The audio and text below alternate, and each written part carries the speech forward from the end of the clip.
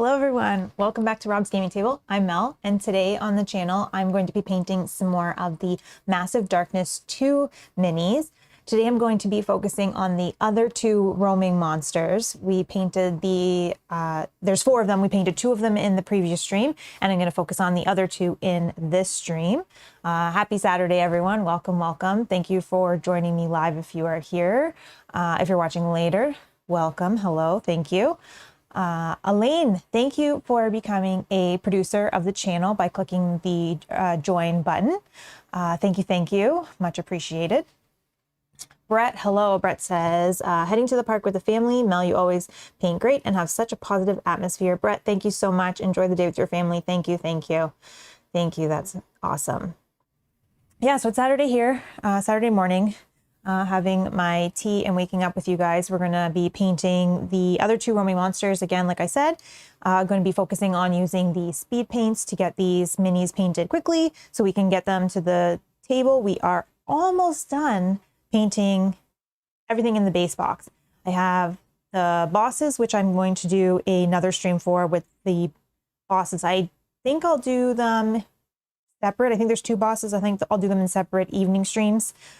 And then I think I have a few of the regular mobs left, but I'm hoping that I finish those up hopefully this weekend. So hopefully by early next week, the base game will be painted. So thank you so much to everyone that's hung out with me while I've painted this live with you guys. This has been a lot of fun. Jacob, hello. Hello from Poland. Hello from Canada. Hello. Ali, hello. Hello, welcome everyone. I hope everybody that is here live with me is grabbing your paintbrushes and painting along on this Saturday so we can all get gaming. So I think we'll get down to the table. I'll show you the 2 minis that we are going to paint today. I'll show you kind of some images that I'm going to be working from, and we'll just get started and we can chat while we paint. Okay, so these are the 2 roaming monsters that we have left to paint. Both have been primed in Army Painter Matte White Primer. And yeah, I'm excited to get these painted up today. These are what we're working on today. Let me show you some of the images that we'll be using as reference. Okay.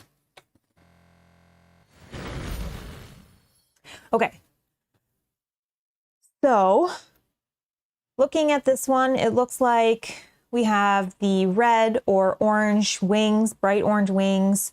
Looks like we have some armor over the legs and the arms. We got a little bit of fire coming down off of the chains. So, and it looks like we have like a gold sword. So those are some of the colors that we'll be working with for the first monster. And what I'm going to try to do is similar colors. I'm going to try to paint together so that obviously we can save paint, we can save time. So I'm just kind of looking at them both together to see what similar colors, and we can kind of start with some of those colors.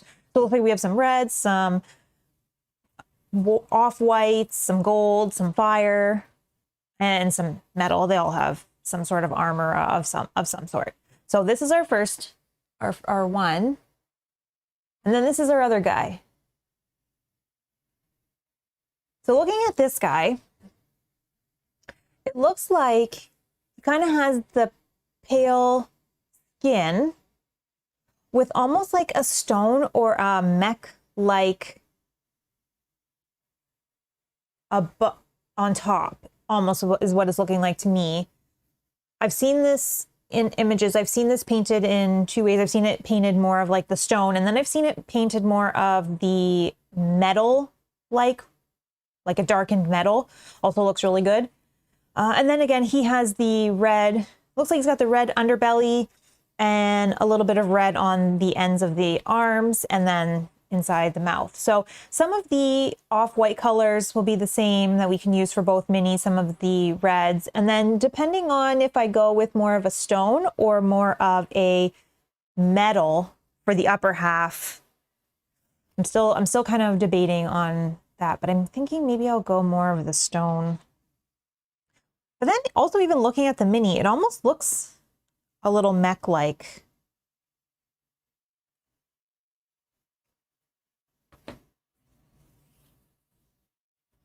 David says, hey Mel, perfect excuse to do more painting like I needed it.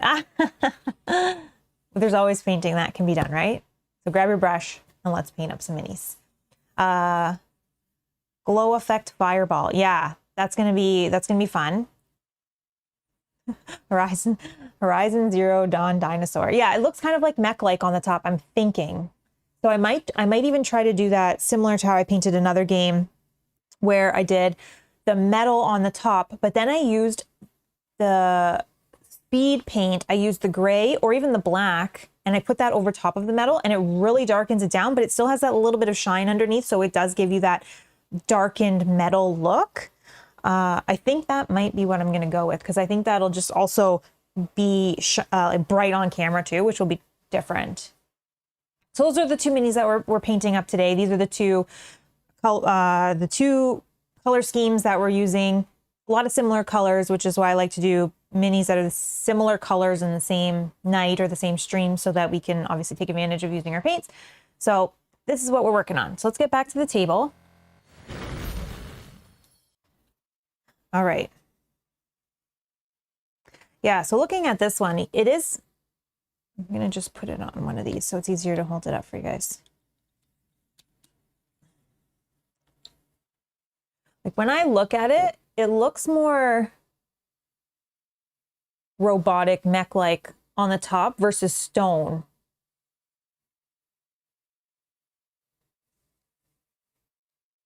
And even the hands, like they kind of look like robot-y.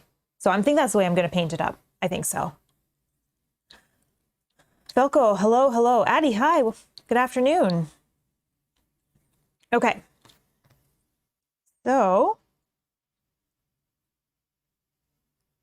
I think what I'm going to do for both of them is I'm going to start with the body or the flesh colors, because then we're going to be using the metal kind of around those colors. So it will help if we make any mistakes. I'm going to start with this one. Ooh.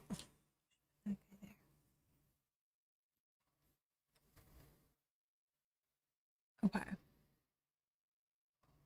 So I think I'm going to start with your Crusader skin. And I'm going to add a little bit of the speed paint medium to it. I want to lighten it a little bit because I don't want it to be as dark. I want it to be a little bit more, I don't really have, I could also do, maybe, no, you know what? Let's do the pallid bone instead. We don't want more of a tan color, want more of like a, yeah. We're going to go with pallid bone instead. Adam says, is the second character emitting the red color, or is the red light shining on him? That's a great question.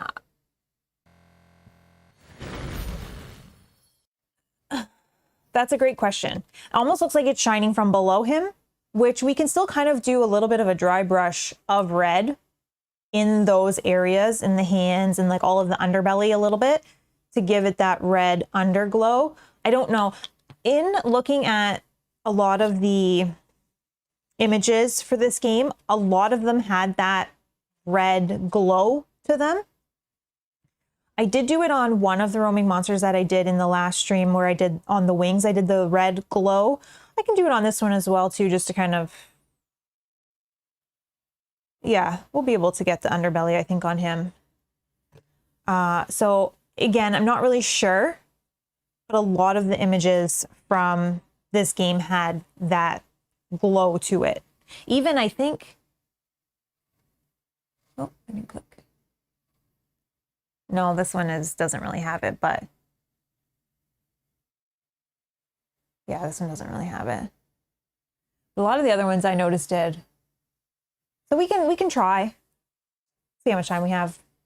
But I think it'll definitely brighten up the mini as well, which will be good for seeing it on camera and make it look a little interesting.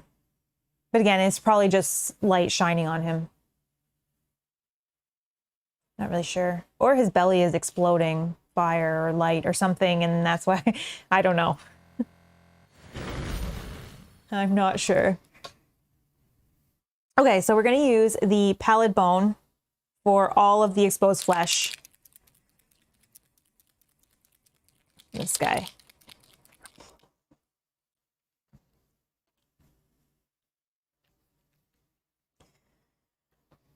Okay.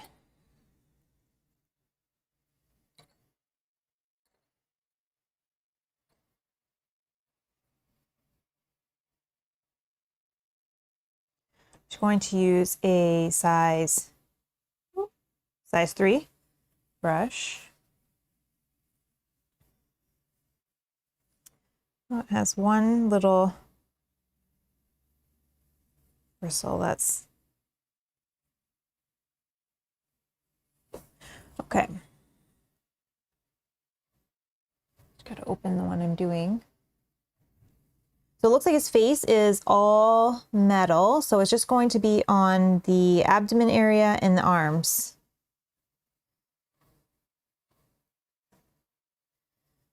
Okay, let's get...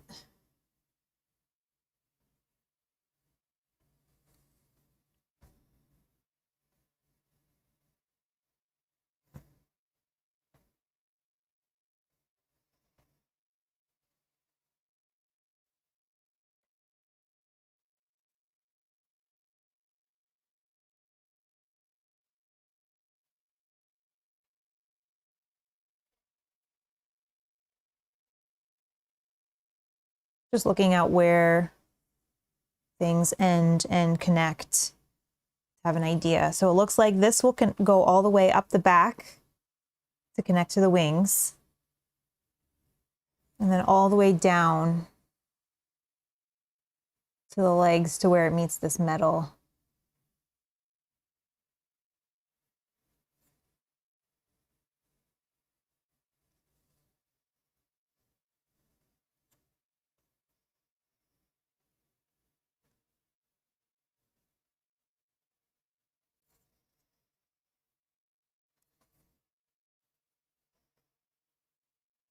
Same on both sides.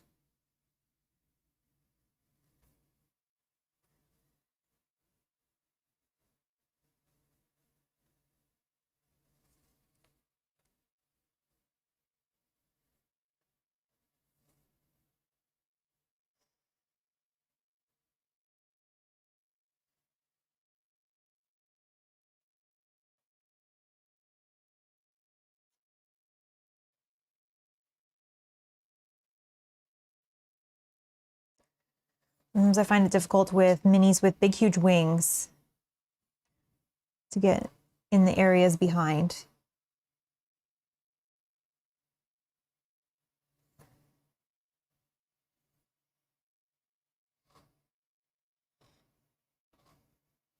It looks like this tail is also going to be this, excuse me, the same color as the wings. So we'll just leave that for now.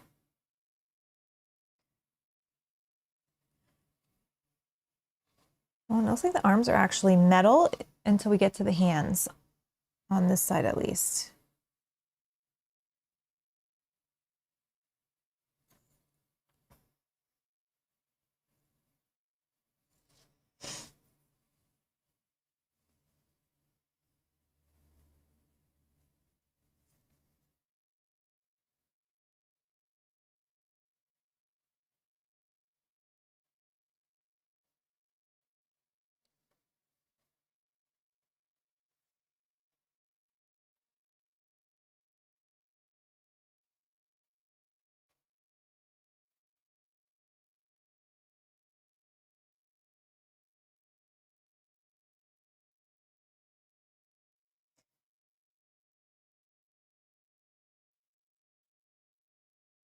Okay, I think that actually might be all. Well, maybe I'm just going to do this little area here too, where it looks like might be flesh that's exposed. Okay. I don't think actually our...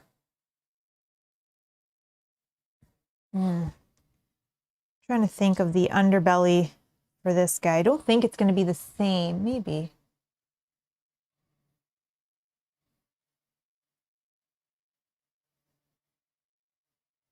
No, it's not going to be the same. We're going to do a different color for that. The other thing, these horns are going to be the same color as the body. So I'll just do that as well quickly. Jonathan, hello.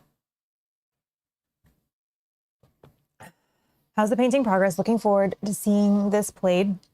My wife and I just played another session last night. Awesome. How do you like it? I was saying that I think we're getting closer to being done. I have the two bosses. I think there's two bosses in the base box. Two bosses.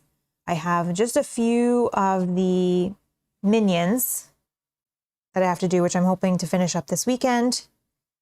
And then after today's stream, these two roaming monsters will be done.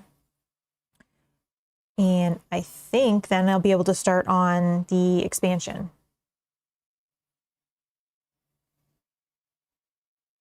So the painting process is going well.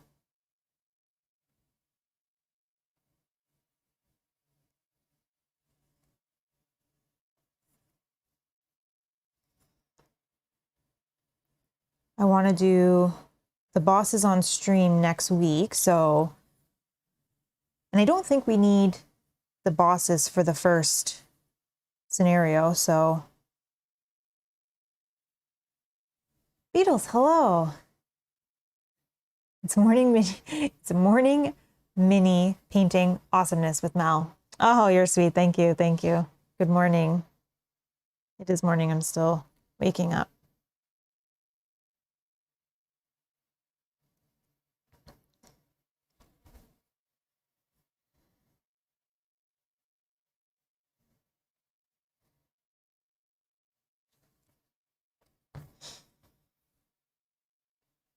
How's everybody's weekend going?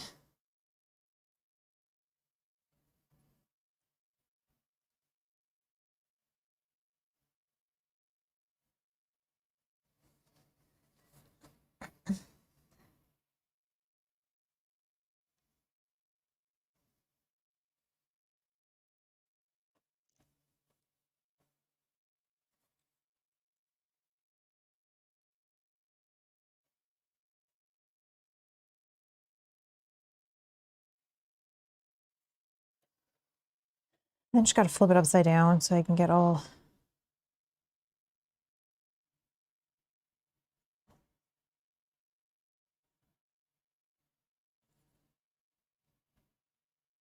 Okay. Oh.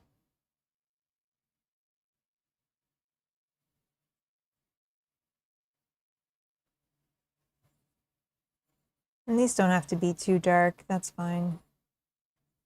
Just trying to get the brush strokes, which I'm just probably making worse. So maybe we'll just leave it and let it dry and see what happens.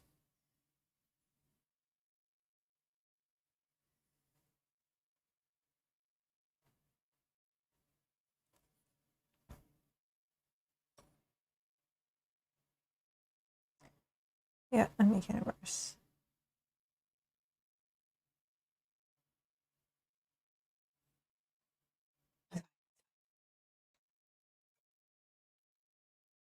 John says we really enjoy it when we don't want something super competitive and mind melting. That's exactly what we're thinking. Exactly what we were thinking. Like when you just want to kind of throw some dice and what's that? Oh, gold. When you just want to throw some dice and just kind of have beer and pretzels and have fun. You know what? No. Changing my mind. We're gonna do the underbelly of this guy. Then we can do all of the silver together on both. Yeah, that's why I think we were saying it's gonna be fun as a game to play on our nights with Kyle, because, you know, it's after work. You can just kind of have a beer and chuck some dice, like level up characters. For the underbelly, I'm going to use this Holy White.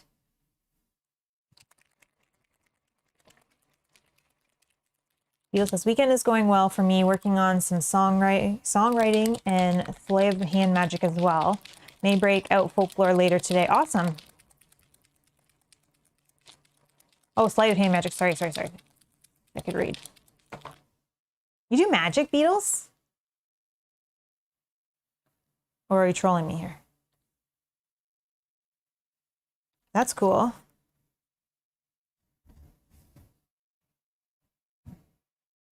Okay. I think I need that one.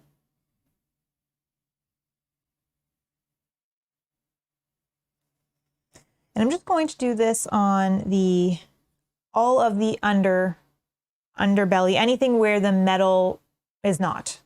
We're going to put this, actually, get it first so I can kind of see.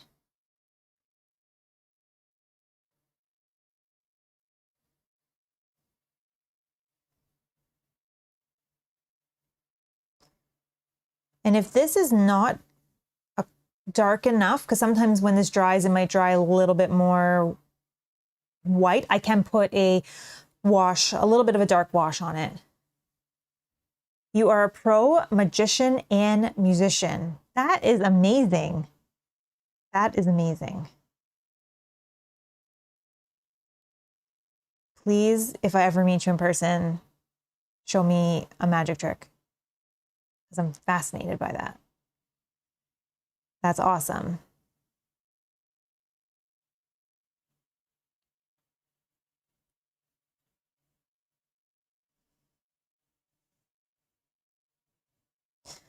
That is awesome.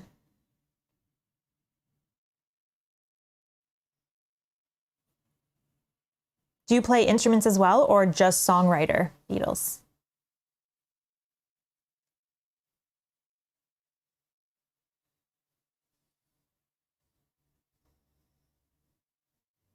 Oh, so Jonathan's having a good weekend so far. You just have a couple mobs left decorating. Okay, nice. Yep, just another weekend of painting to get this game done for me. Got to get it done before Oathsworn comes, so I can start painting that one right away. I want to have, like, once we get the shipping notification for that, I want to have nothing on the plate so that I can just immediately start that one.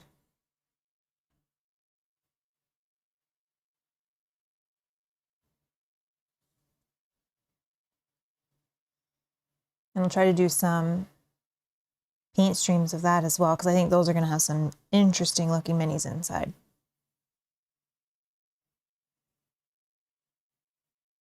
Oh, you play keyboard and sing. Been doing both professionally for years. That's so amazing.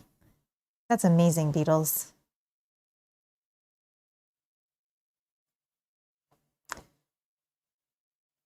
So it looks like there's some bandages in this area. What I'm going to try to do is just go underneath. If I make a little bit of mistake, it's fine, because I'm going to use like a cream color for those bandages to do the wrap if I make a mistake, but I'm just going to kind of go in all of the little holes where there is no bandages.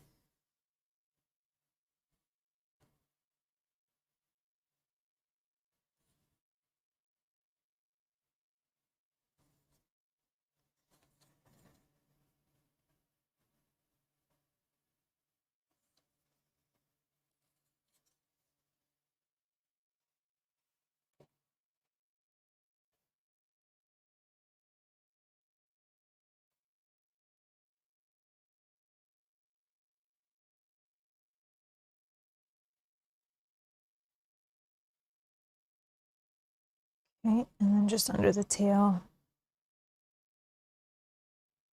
And I'll just try to go in all these little gaps.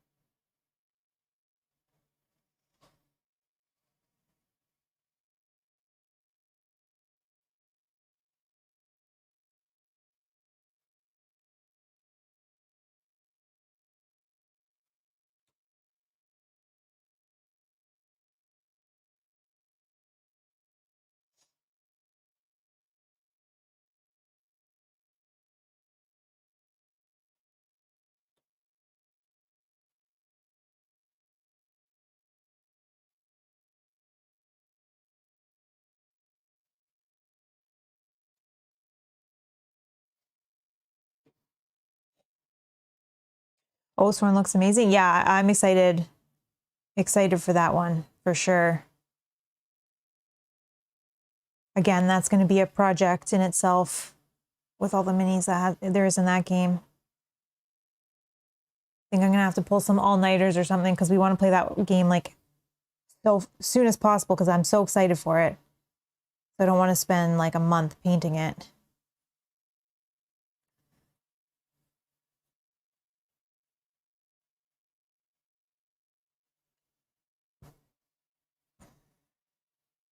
I do want to do some paint streams of it for sure.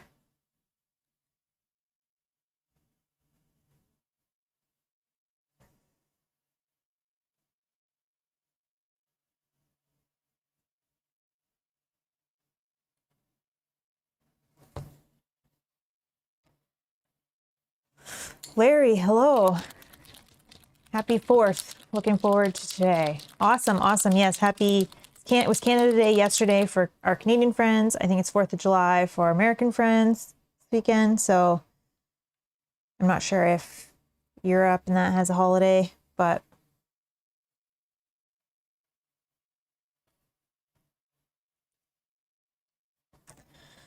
yes, it was a nice long weekend.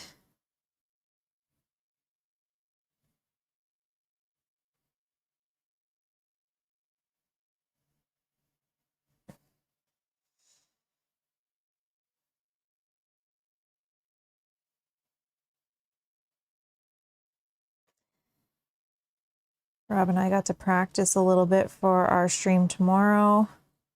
We're going to be streaming Too Many Bones, the Automa of Shale, or something like that is the name of it. We were playing some Too Many Bones to get the rules back in our heads.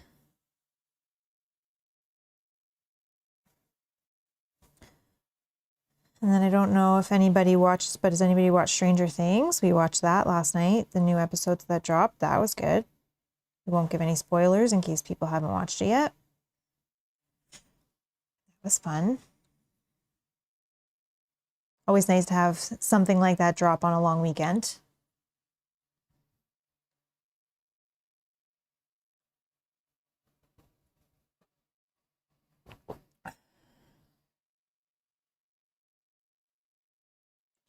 Okay, Yogi says, yeah, I was thinking that you only need to paint your 4 free company, paint those, and the first demo revealed boss, and read the rules. Oh, okay. Okay. I don't really understand what all that means because I haven't looked into that. So your 4 free company, what does that mean? Does that mean our characters? Or is that... I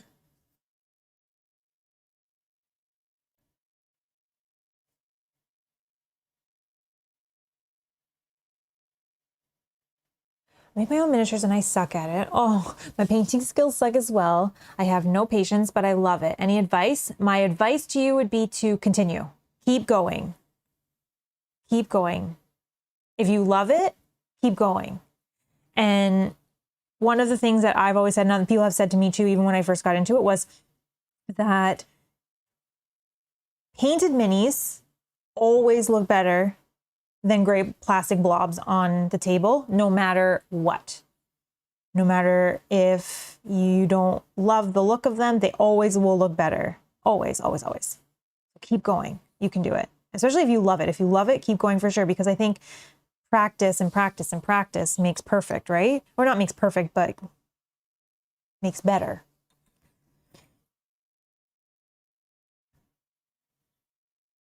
Yeah, so I would say keep going. That would be my advice. I don't know if anyone else in the chat has any advice for you as well, but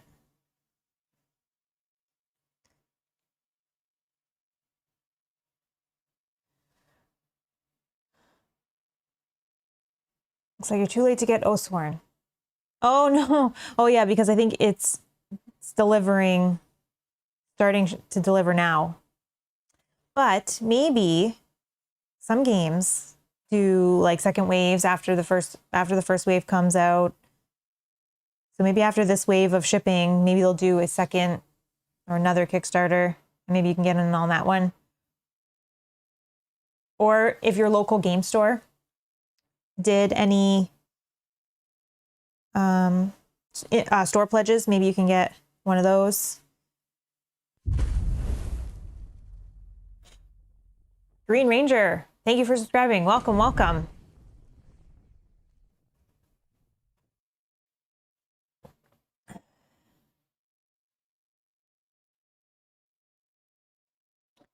Oh, where was I here? Sorry.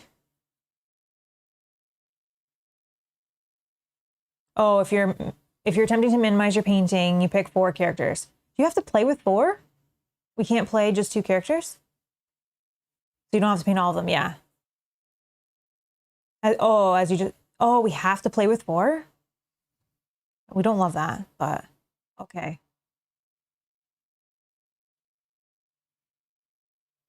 Okay. I haven't really looked into any rules or anything yet. And I don't really follow Kickstarter updates at all. Just once it comes, we start looking into it. Okay, so if I have to pick four characters, we'll just paint those 4 to start, yeah. And then you said the demo, yeah, you have to play with 4. Oh, the site indicated that there'll be a second wave. There you go, that's awesome. That's awesome.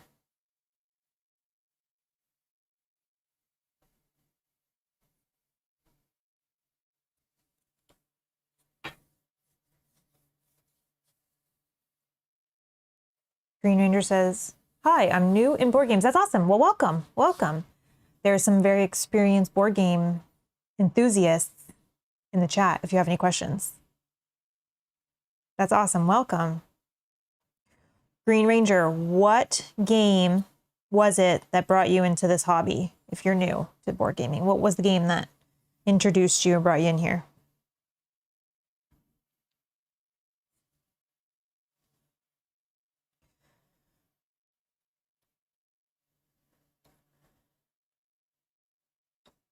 There's simplified card to make it 1 main and 1 company, but I think making 2 characters each won't be too bad. Okay, there's not a lot of, it's not like I picture like Sword and Sorcery where you have, by the end, you have all these cards and all of a sudden you're like, what character has what and who's doing what? Kind of like Madara, but Madara wasn't as bad. I don't know, I feel like Sword and Sorcery is worse for like all the mini cards, but I don't know. Okay, I think we did all of the stone looking color. I can put a wash on it if I think it's not up to the color I want it to be once it dries. But I think it might be okay because I just want it to kind of look very light. Very light. All right.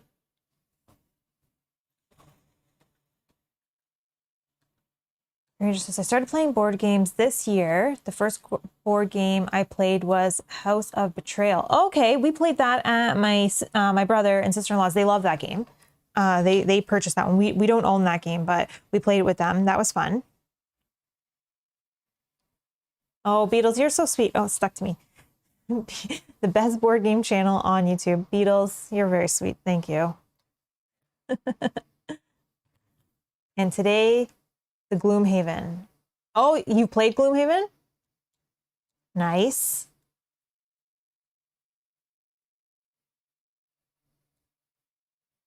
Nice, nice. Okay, so for the, for these wings, I think I'm going to do similar to what I think I did with another mini. I'm not sure if I did it on stream or not, but I'm going to use the Fire Giant Orange, and I'm going to put just a drop of the Blood Red in, just so it's not, it just kind of tames it down a little bit so it's not super bright. And we're going to do that for both of the wings and then down the tail.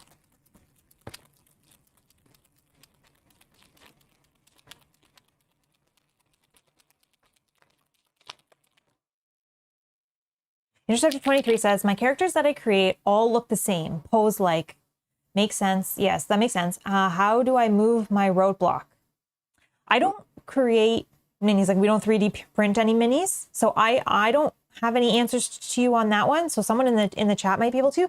But what I would say is maybe just Google different minis, like just kind of Google it and then see different poses and models and all of that. And then maybe just get some inspiration and take a little bit from this mini and a little bit from this mini and a little bit from this mini and kind of like make something like that. I don't know. That would be what I would probably do. I'm not super, super, super creative. That's why I love to paint minis pretty much exactly how the card or the art in the book or the company image art or something shows me. I think I have to do a little more orange. Sorry, because I don't think I'll have enough. Because I'm not creative enough. I couldn't create my own mini. That's for sure. And even if I were to paint a mini that I didn't have any inspiration for, I would probably pull from other minis I've painted all before, if that makes any sense. Because I'm not really creative. Something I need to work on. Something I need to work on for sure.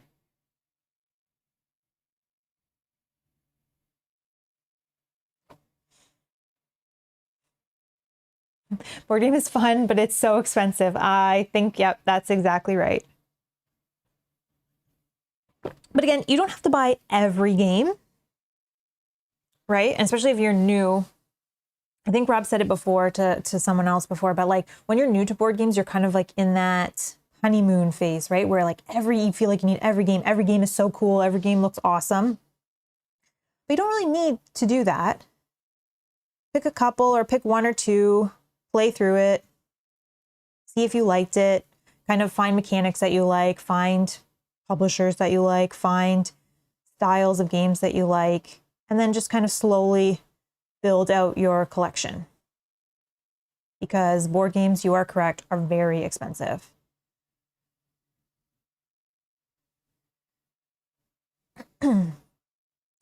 Mel, I know that you and Rob aren't keen on Bardsong, but it's really a cool game, and the minis are beautiful. The minis are beautiful.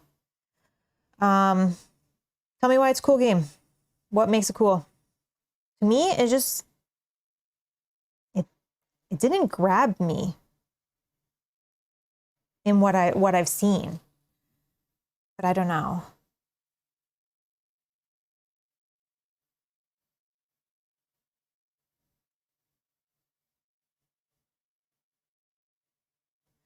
And Adam has a little bit of advice for Interceptor 20. Was it 23 or 33? Oh, I thought it said 23 before. Sorry, 33. Check out Hero Forge for ideas for characters, types, stances, items, etc. So hopefully that helps. Thanks, Adam.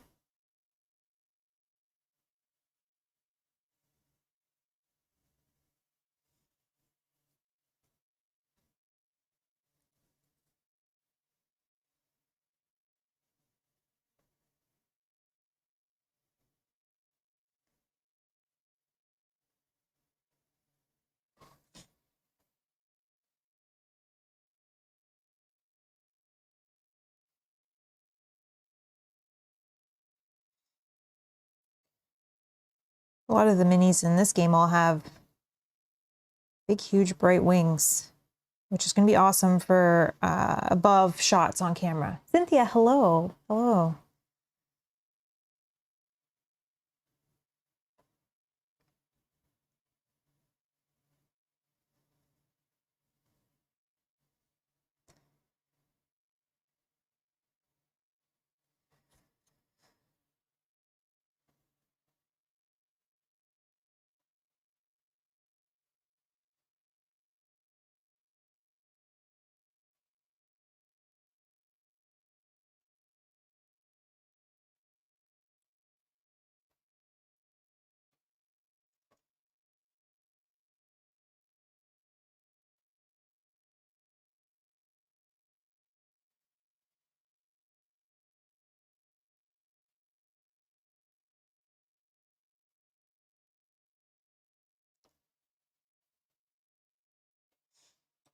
All right.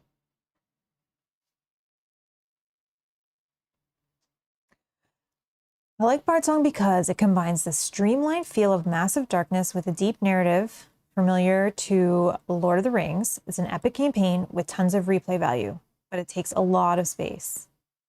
Okay, space is not a problem, but I've heard it's very grindy. Is that true?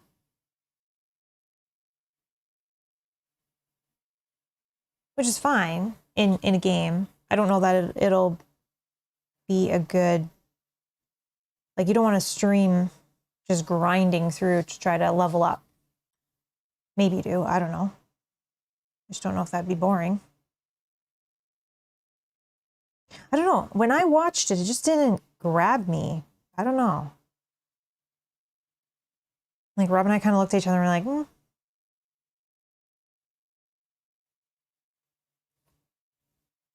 Whereas when I looked at this game, for example, I was super interested because I have always said that I wished, like, I love Zombicides. Like I think it was Jonathan that was saying, you know, having a game you don't really have to think about. You can play in an evening. You can play with a group of friends that maybe aren't like super hardcore board gamers. You can just throw some dice, whatever. So I like Zombicide for that reason. But Zombicide didn't have a campaign. And that was always a thing. I was like, why don't they have a campaign in Zombicide? It's like a perfect game for like leveling up your character and kind of going through level or mission by mission. And it never had that. Then when I saw this, I was like, love that.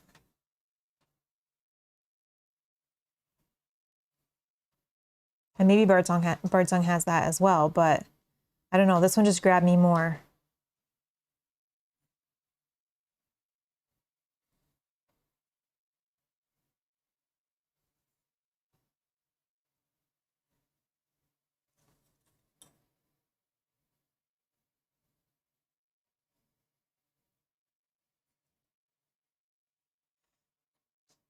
You didn't feel the grind so much, but perhaps that's because it's more immersed in the theme and story. Okay.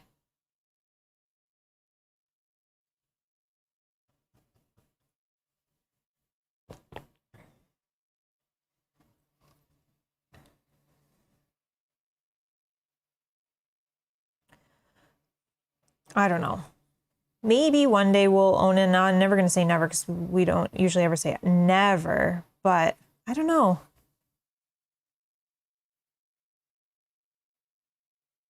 It just doesn't grab me. It's not one of those games that I look at and I'm like, I must have this game. Yes, David says Zombicide Second Edition has a campaign expansion for it. Yes, but we already had Zombicide. I don't want to buy Second Edition just for a campaign,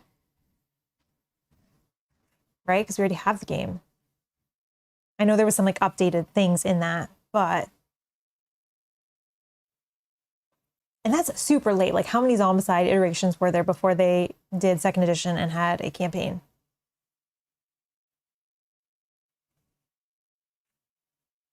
Also, David, did you play it and is it any good?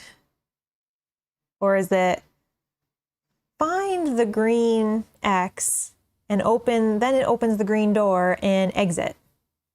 Is each mission like that? Because that drives me bonkers. That's kind of why we stopped playing Zombicides eventually. It just got so repetitive and it's like, there's so much more you could do.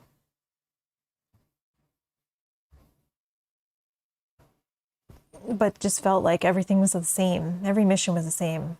Set it up, try to find the X that open X door.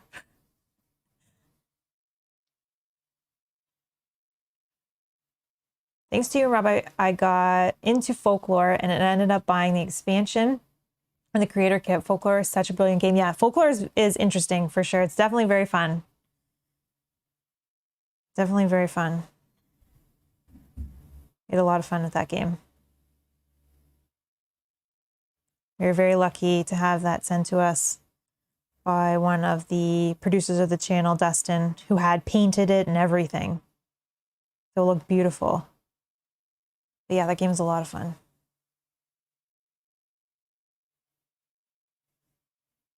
Too many good games, not enough time, right?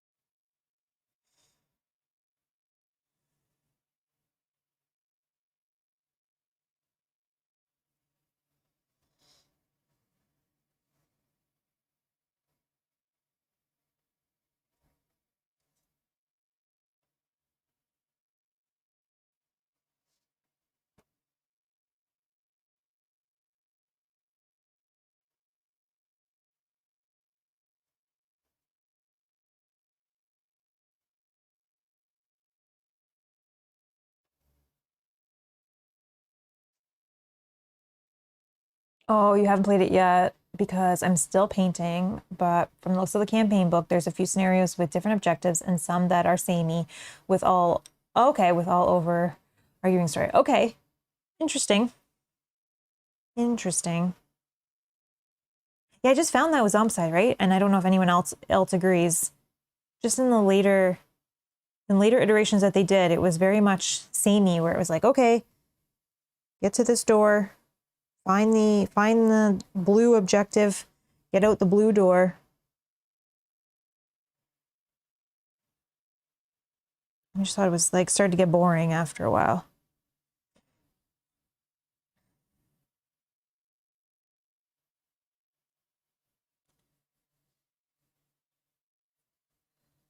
Larry, I heard about that. The Resurrected Youth, yeah, new Kickstarter, end of July. Oh, it's end of July they're doing it?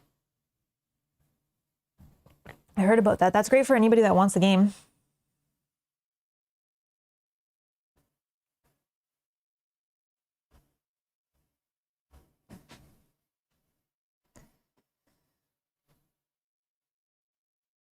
Yeah, I think on Thursday that was like all over my Facebook feed. Everyone was talking about it.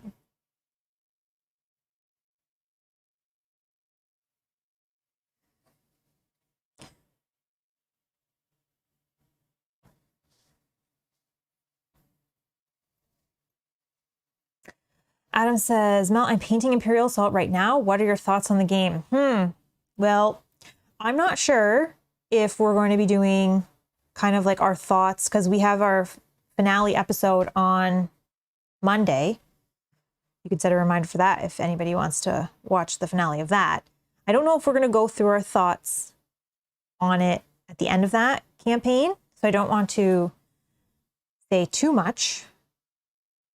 But one versus many is interesting in that type of game. It's hard. So Kyle and I are playing on the same side versus Rob, and it's hard for us to strategize when he can hear everything we're saying, which is kind of weird, right? So the one versus many is interesting in that sense. I don't want to give anything away that I would say in the stream, so I'm just trying to think. I don't hate the game. There's a few things I don't love, but I don't hate the game. That's for sure. I don't like escort quests. And let's see. I don't necessarily love the everybody wounded all the time as an ending objective. Again, it just is like samey, and it's like, oh, again, we're going with this. So those are some thoughts. We can give more on after our stream on Monday when we can kind of, after we play through the finale and have more of an idea of the full scope of the game, we can give our thoughts. But I will say, I did love painting those minis. Those minis are awesome. Yeah, you have great reference material, right, with the shows and with movies. And yeah, the minis were fun to paint for sure.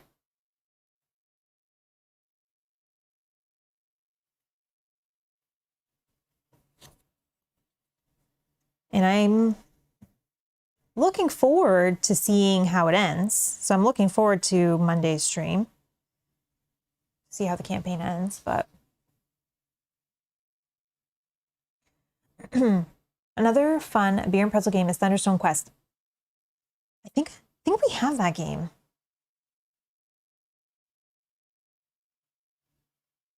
I think we have that game, Bills, but I'm not 100%.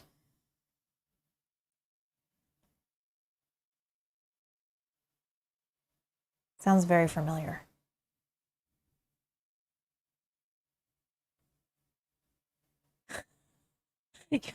This is my WhatsApp. Don't use Facebook. It's just full of pandemic babies.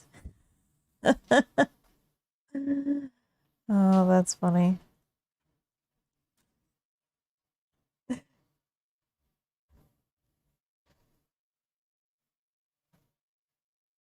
Beatles has a question for the group. Says, I have to ask, any talisman junkies in the house? I love that game. I've never played that game. I don't know.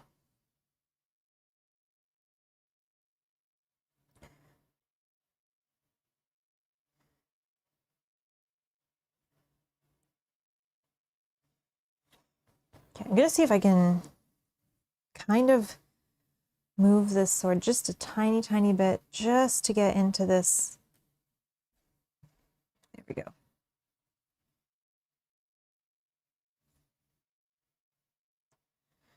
All right, then we're going to try to get in that little gap under there. Sometimes I wish there was removable parts in these minis. Like I could take the wings off, I could paint them all nice, paint all the back of the enemy, and then put the wings back on.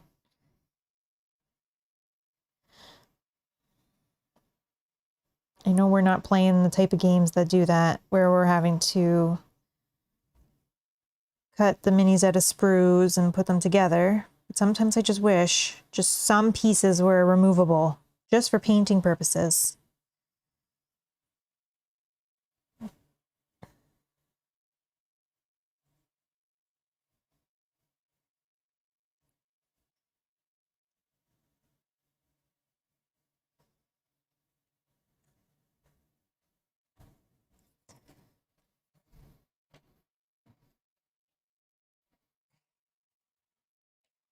I'll try different angles until I can figure out how I can get in there. Anyways, I think that's good.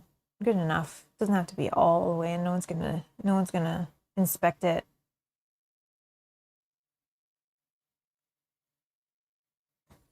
Okay, and I'm just gonna do down the tail with the same color.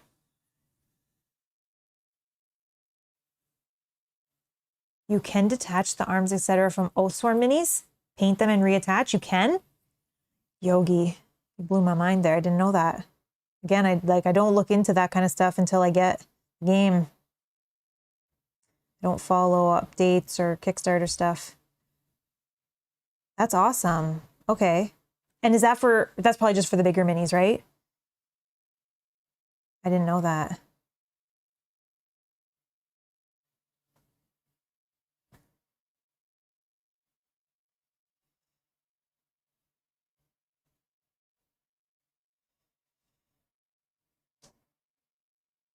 Oh, you're going to glue the bodies, but not the arms.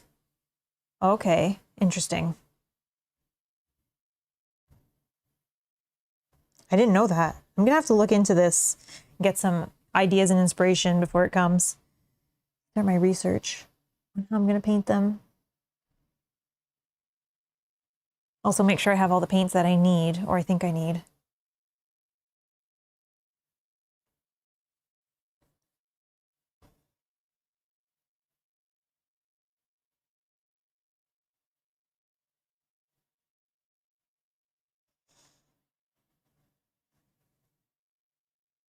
Oh, just for the character minis that you play as, not the monsters. Oh, okay, okay.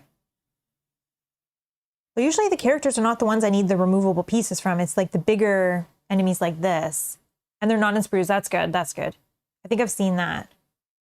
It's like minis like this where I'm like, I wish I could just take this piece off, paint it, and then attach it back.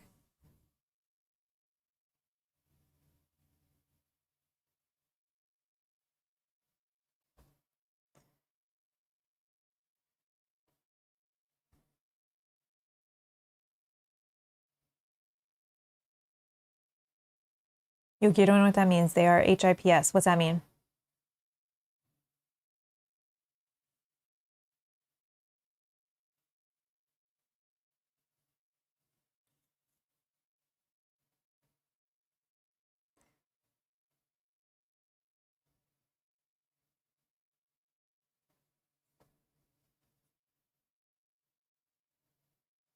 Chains, I'm going to do gold. So if I get a little bit of this red on there, that's fine.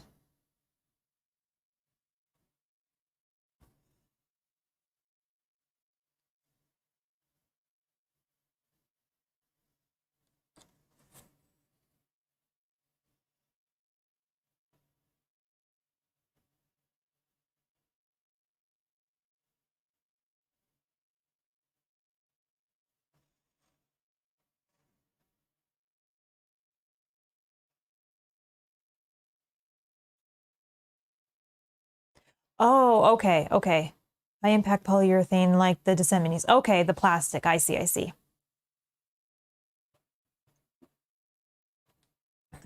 You're right. It is useful when you can take the shield off, paint the armor, and then reattach the shield. That is right. That is true. Especially, yeah, you're right. In all situations, it's gonna be good, but yeah, you're right.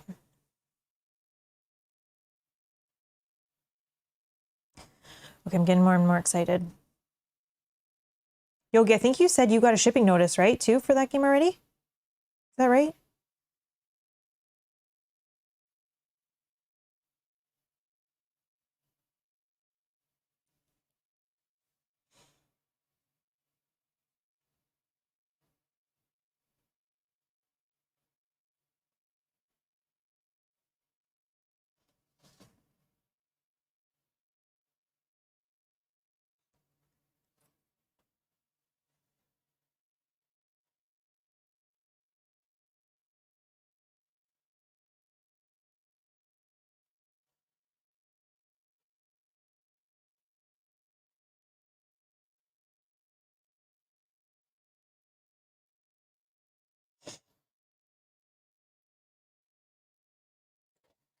Okay, I'm just gonna quickly look at all different angles in case I missed. Sometimes I missed like underneath something.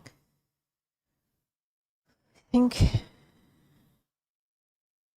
think we're good. I'm just going to fix up just right here. I'm gonna do the tips in like a black, so I'm leaving those. Okay.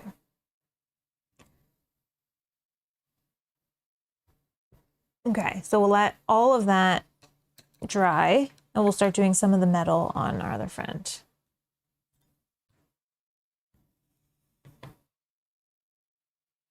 Okay. Oops.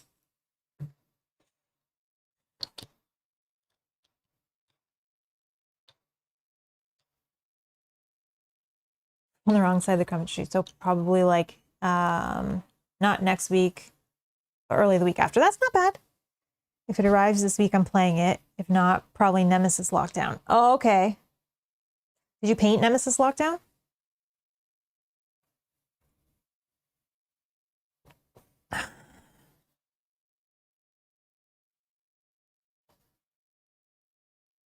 Okay. So I'm going to start with, no, let's do Shining Silver. And we're going to do that all on the metal areas of him. I'm going to use a dark, dark wash to really darken it down and change the color of it, but I want that silver to kind of peek through.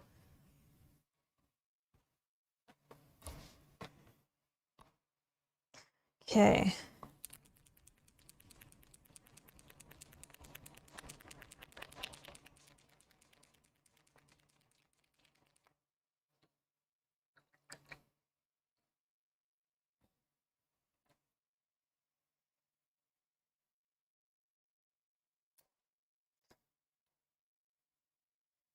Okay. We're gonna probably need quite a bit because I'm gonna use the same silver on a lot of on this enemy as well. Oh, you played for the sun drop on lockdown. That's nice. Then you don't even have to worry. All right, we're gonna go for a 4 brush for this. We have a lot of bigger areas.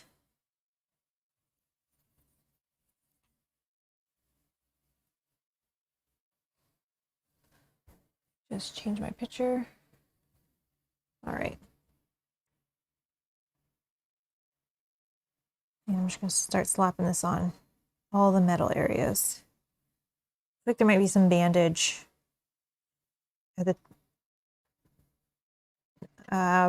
right here, so I'm gonna leave that and we'll go over that with the cream.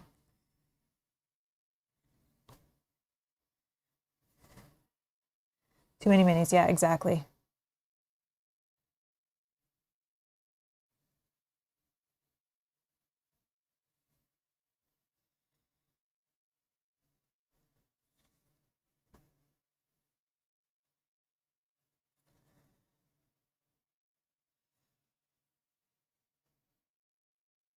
I need to start painting faster because I think that is it is a factor that Rob considers now too with games. Like, should we bring this into our collection? Mel's going to paint it. How long is that going to take? When does that mean we get it to the table? Are there other games that then are going to come at that time or in between that time that then is going to get this game put off of painting? I need to paint faster. I can get a game that has 60 minis, whatever. Like this one has, I think, 68 minis in just the base game. And I can be like, okay, 68 minis, I can do that in 2 weeks or a week and a half or whatever.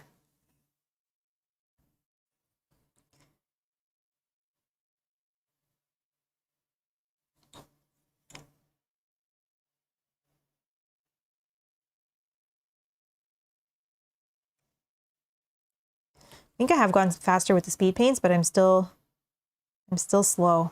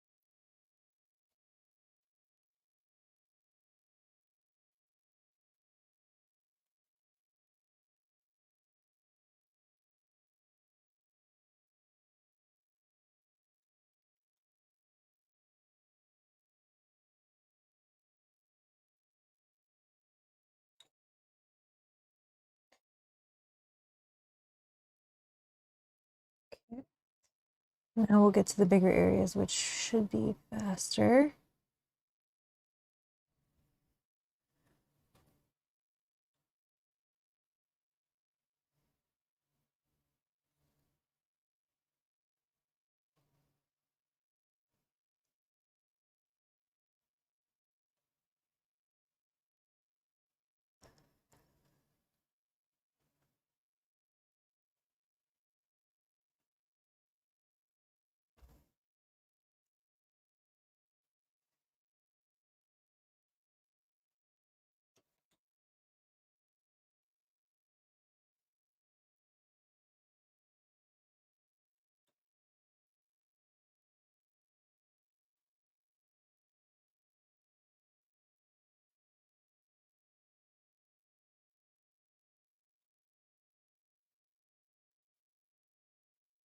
Should have done the tail until last. I keep touching it.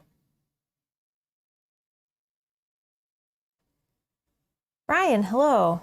Happy Saturday. Happy Saturday to you. How you doing today?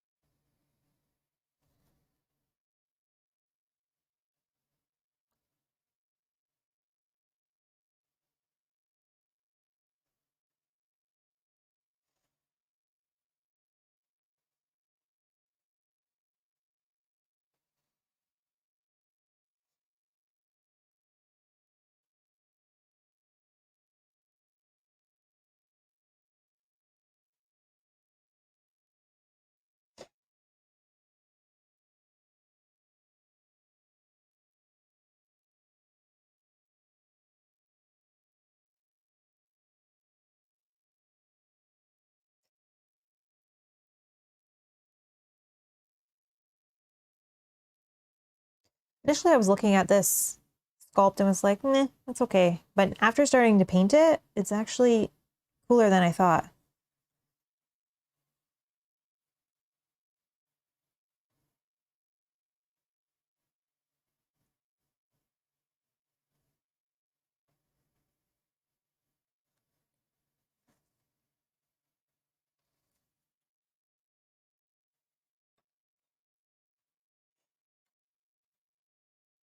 Interceptor 33 says, all right, anyways, be a cool channel. Thank you so much. Thank you.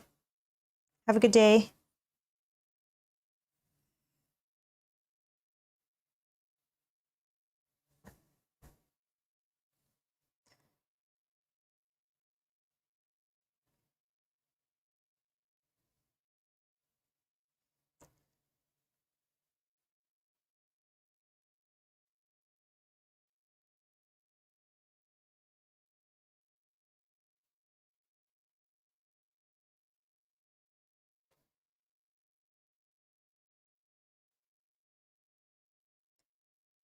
I'm gonna do one side at a time, then I'll switch to the other side.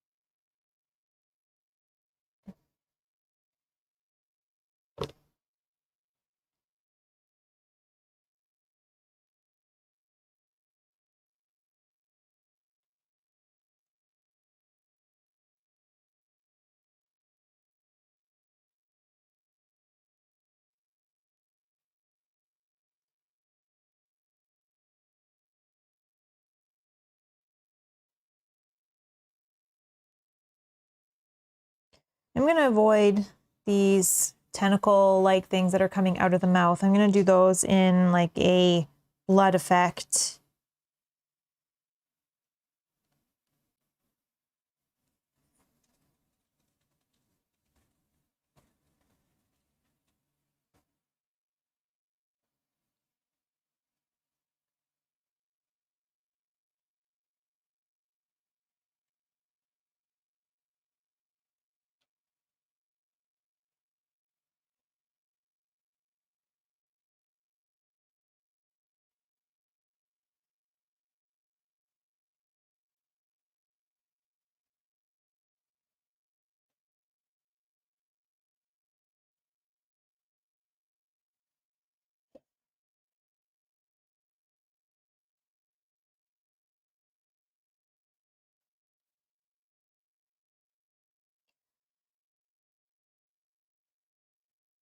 Okay.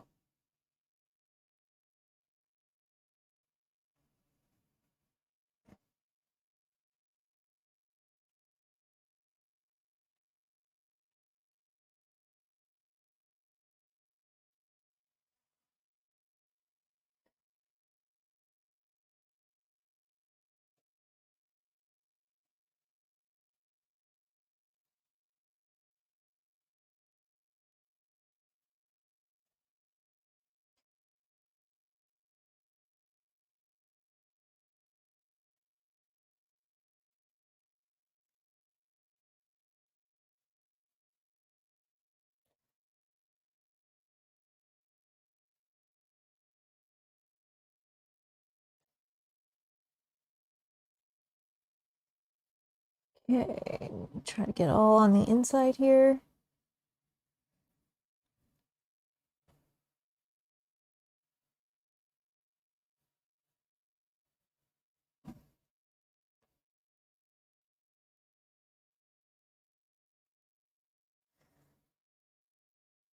All right, I think this side is all done.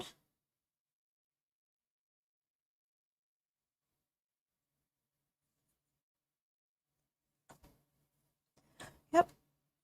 Okay, let's start on this side. Same thing.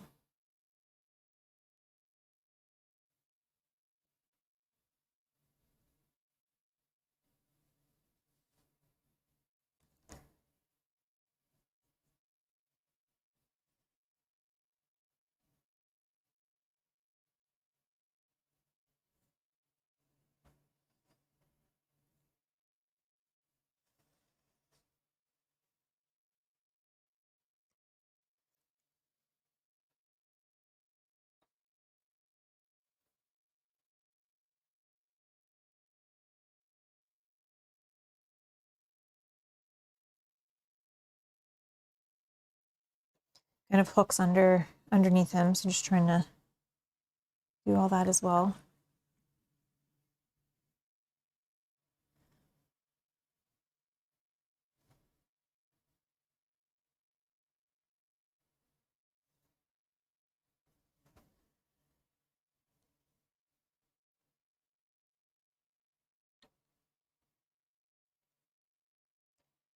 Yogi says, I also think that you probably have to play with gray monsters after the first one if you don't want to be spoiled. Is not sure the first phase is really going to take more than 1 hour. Oh, okay. Do you, in the first one, do you play with something hidden? You don't play with maybe just like the expo, like all, you know how there's some that are already, you already know what they are, like I guess like the minions or like the smaller enemies. Don't you play with some of those in the first one and then you kind of work up to like a boss?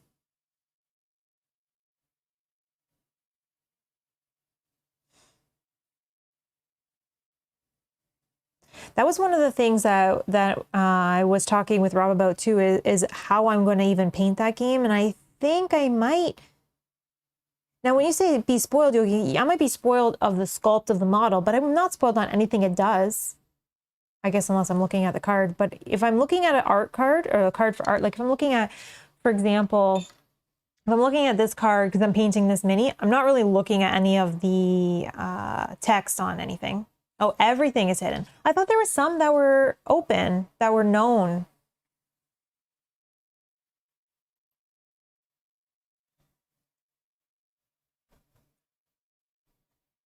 Oh, for the first boss. Which means the first boss was one shown off in the demo. Okay. Yeah, I'm still debating. I might open boxes and paint them ahead of time. I might. Because I think that would be better than having the gray plastic.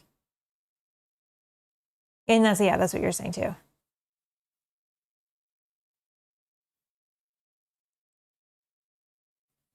Wise guys, hello. Ah, yes, painting miniatures is my getaway when the kids go down for bed. So peaceful. Awesome.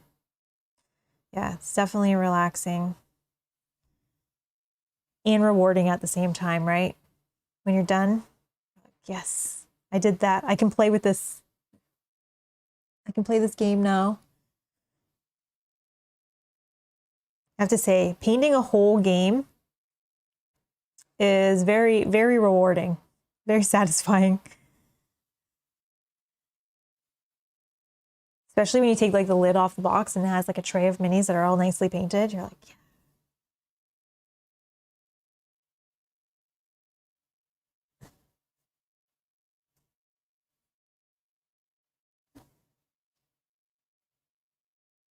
You are right, Yogi, you're right. Just difficult to paint on stream aside from the characters and first boss. Okay, I thought more of the enemies or like, I guess like minions or like mob or just like, you know, like the littler type enemies. I thought those were all just known and outside of boxes. But if everything is in boxes, you're right.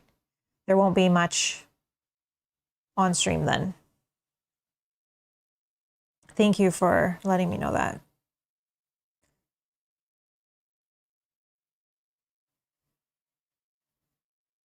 I'm gonna have to look more into it now that we know it's coming sooner than later.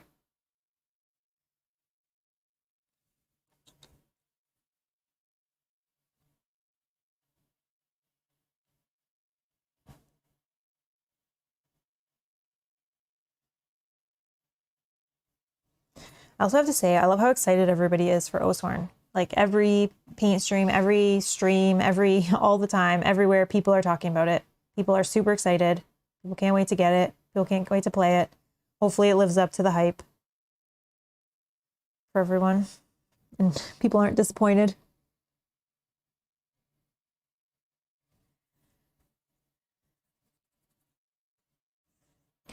Dan, hello. How many hours of paint do we have in store? Also, hi. Hi. We're painting up just these two minis today. We've been going for just over an hour.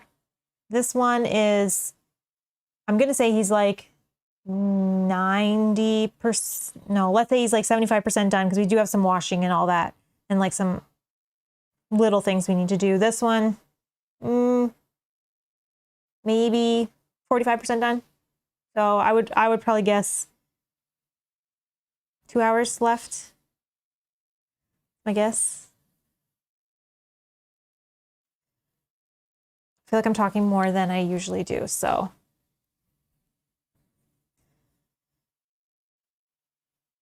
Like a lot more chat is happening today, so I'm probably taking longer than I might have if I was just painting it myself upstairs, which is fine. Kind of fun to have company and chat about board games and painting. And I think we were chatting as well about 3D printing minis and stuff like that, so it's definitely fun.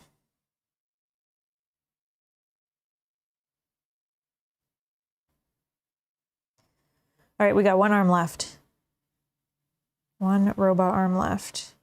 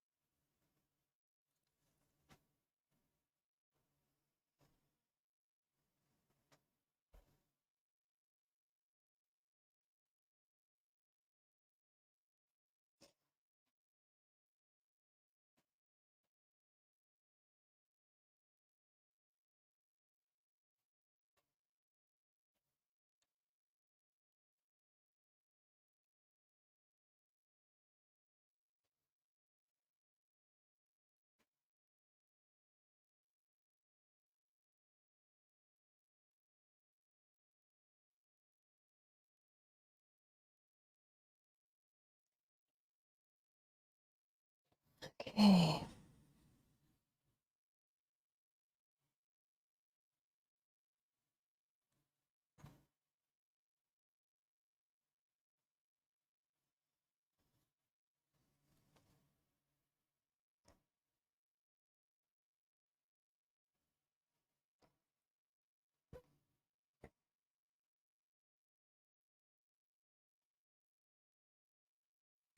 Okay, I'm just going to quickly kind of glance around and see. Sometimes with silver on white, I miss little sections, so I'm going to turn it all different ways.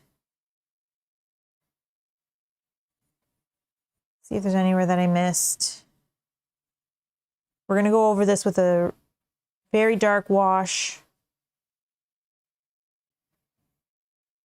So again, if I miss like a tiny spot, that's fine. You won't notice, but if I miss like a whole section somewhere.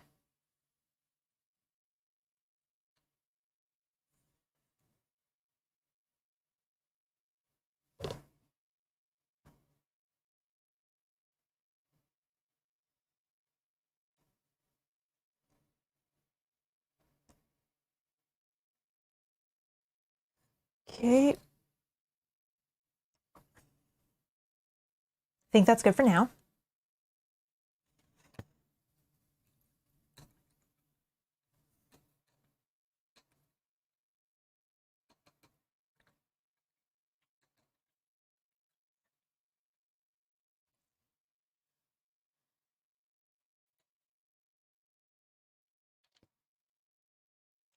Yeah.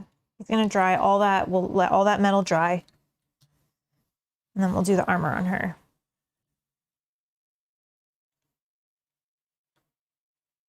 Yeah, Yogi and Dan, I see you guys talking like, yeah, there's definitely different ways to paint, right? You can like Yogi's saying, you can totally do a garage setup with a few different colors and spray cans on generic war games. Yeah, you can get different factions done in an hour, or you can take your time and do this. Yeah. Dan saying, I'm too impatient. That's true. Okay, I get it. I get it. You can do, yeah, you totally can do just like a quick and dirty, even more than just like a quick slap of speed paints. I don't know. But I like to do this. I just need to find a way to speed myself up a little bit.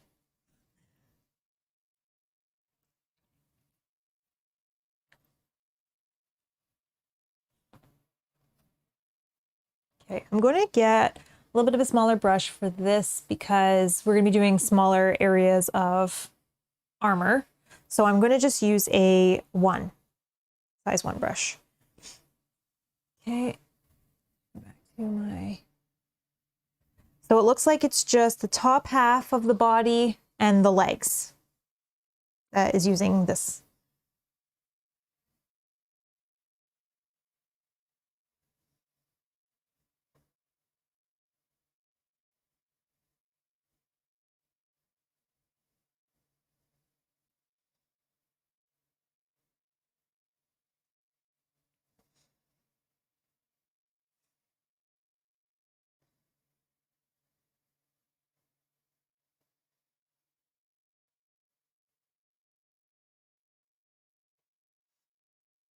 And Dan, you say you're too impatient. I think that's what the speed paints are perfect for, right? You can just do one quick coat. It does the wash, the highlight, like all of that in one coat.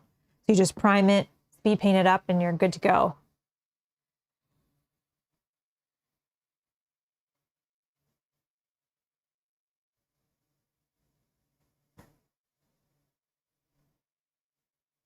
And that's for the people that are a little more impatient.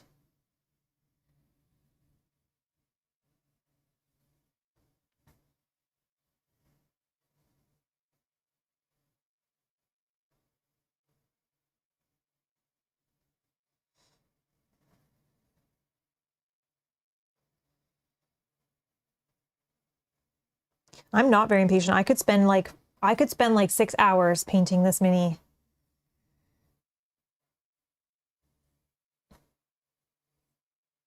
If there was no pressure of getting it to the channel to stream it for you guys. I could spend all day doing just one mini and be totally fine. I'm trying to make it look like perfect.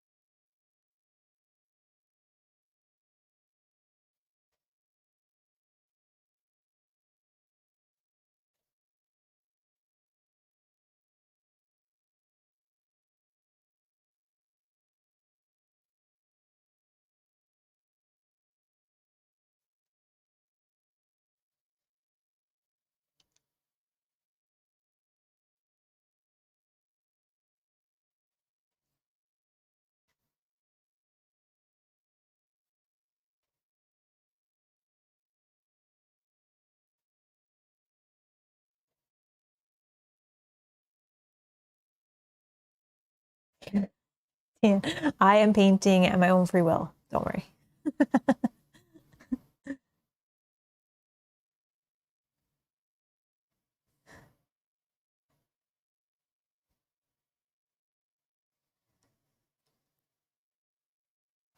Okay. Got both legs done, I think.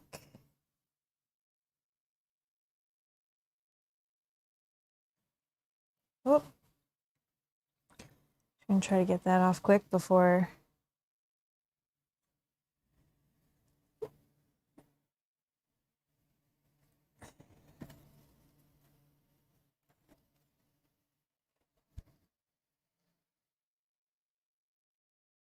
Okay. Legs are done. Just got to do another arm, and then they also have this metal over the face. So I'll do that as well.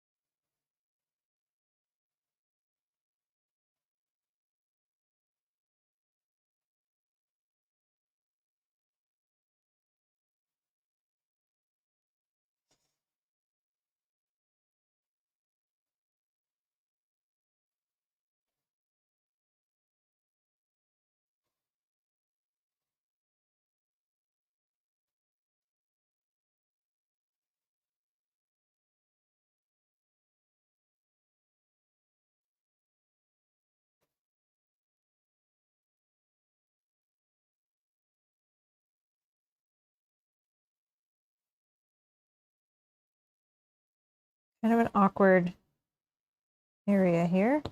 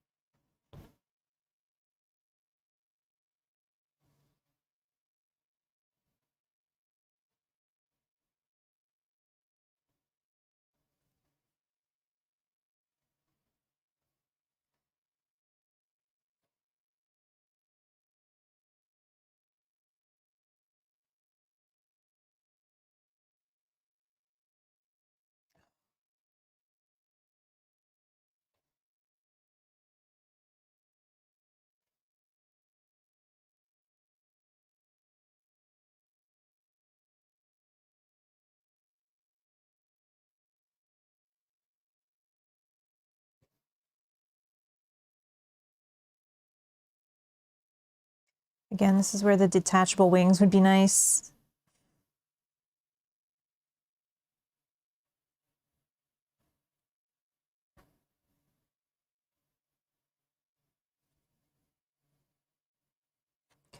Okay, and then the same thing for the face. Looks like this connects from the horns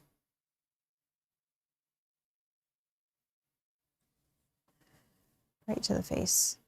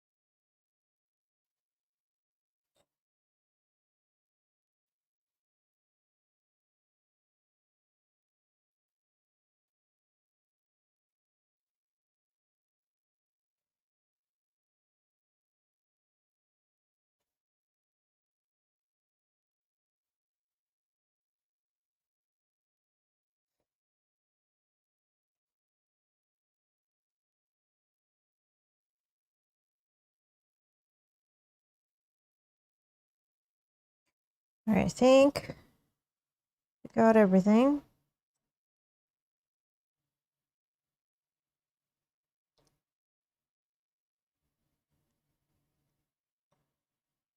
All right. think we got everything that is supposed to be metal.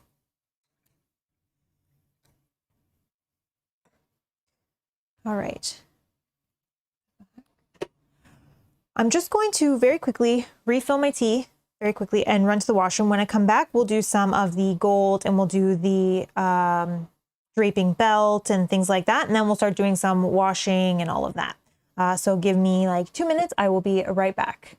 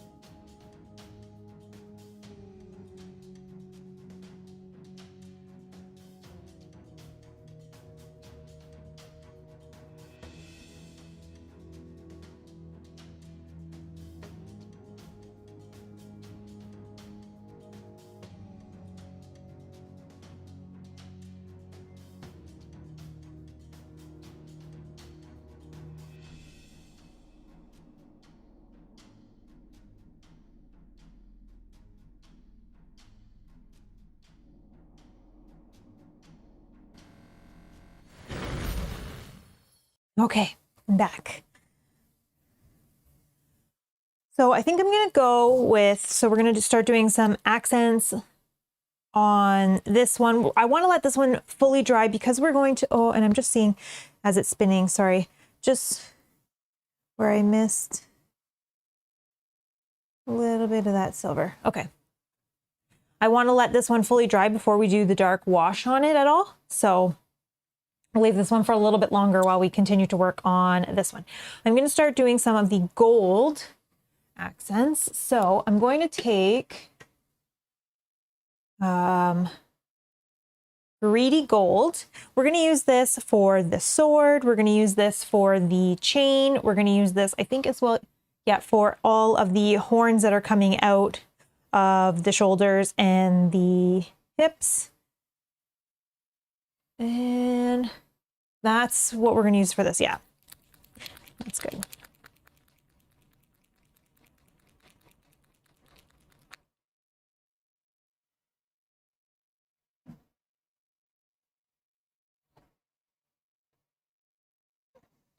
Okay.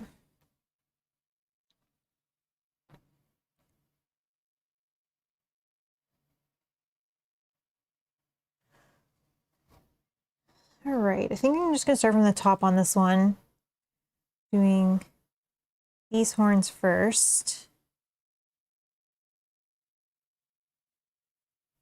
just so I don't touch the chains.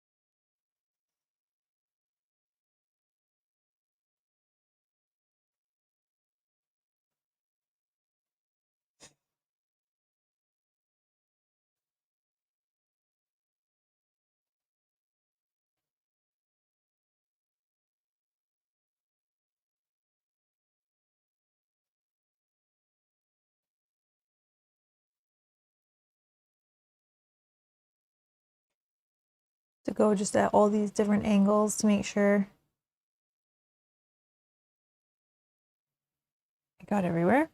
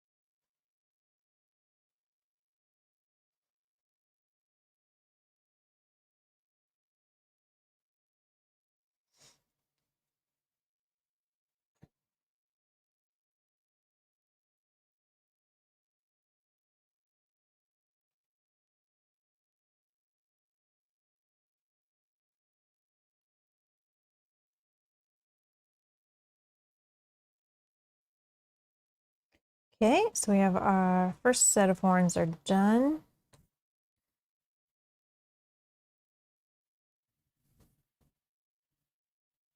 Down here.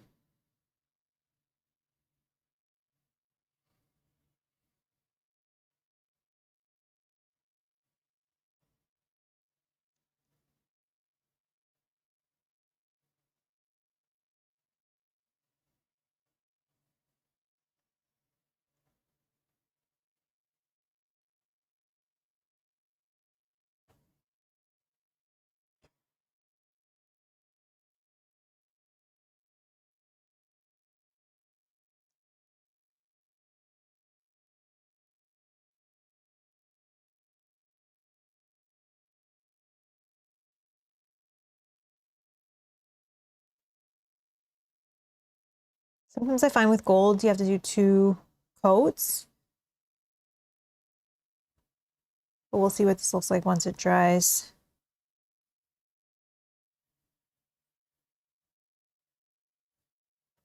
Sometimes the gold doesn't have like a solid look. It has, you can see some of the white from the primer underneath. And then I'm just going to, right here, it just connects. So I'm just going to do this in that silver as well.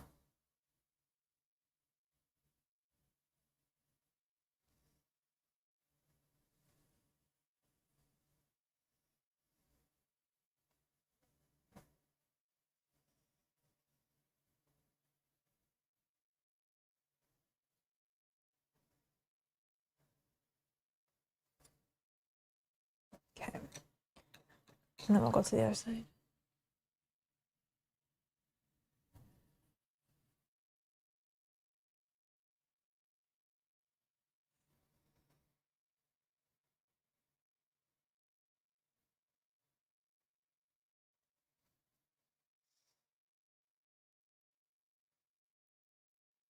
There's a whole small section, I don't even know if you can see underneath, just right here where I missed the red, so, or the orange for the wings. So I'll do that in a second as well.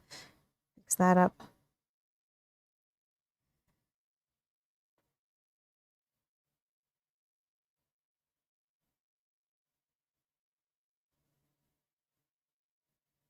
I don't know about you guys, but I always feel like I have to look at it at all these different angles because I miss little sections. Because I spin it around a whole bunch of times, in all different ways.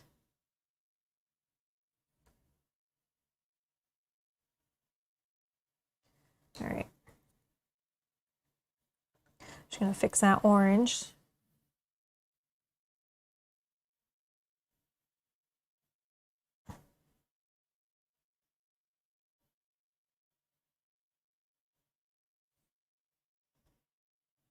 That's the whole tip I missed. Wow.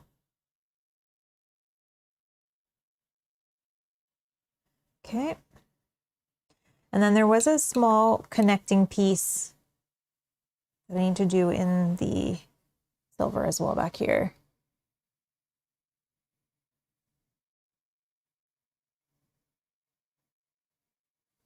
Okay.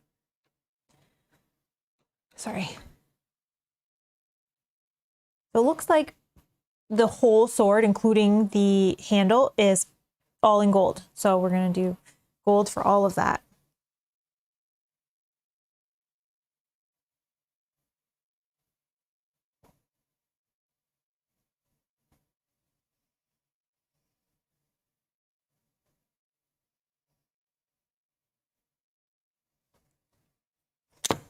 Ooh.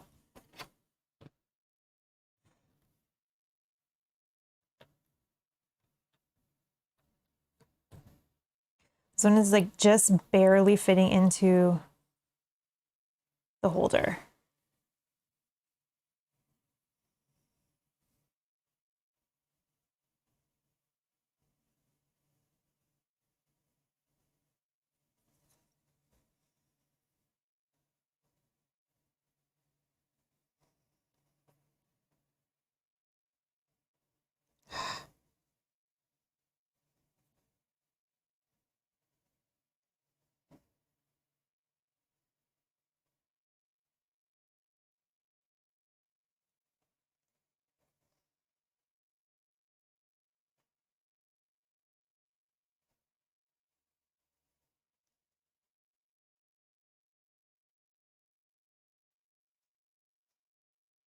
I'll probably go over the sword again,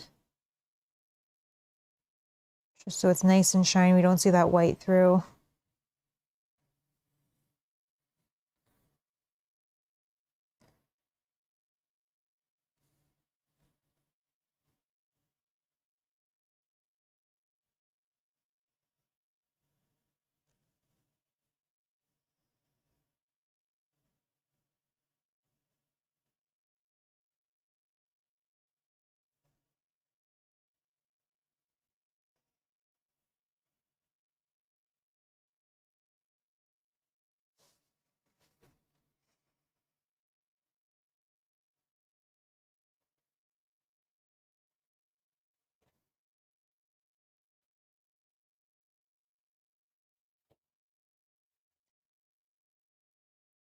Trying to be careful so I don't touch the wing.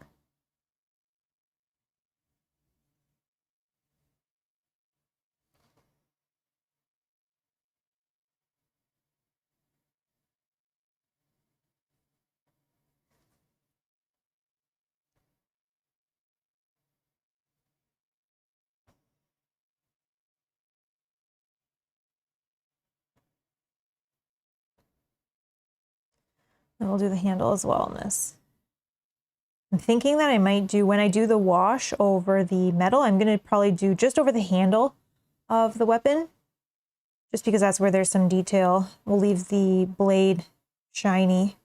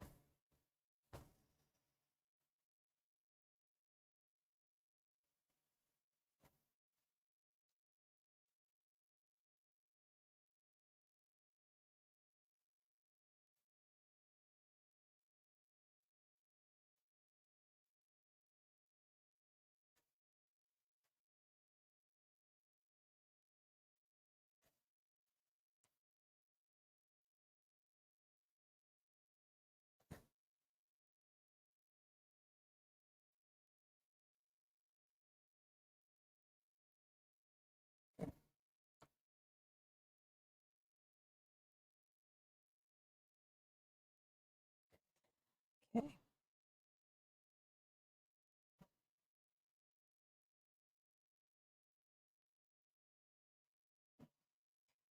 Okay, so I think we got the sword done. So now I'm going to just work on the chain that's down to the fireball.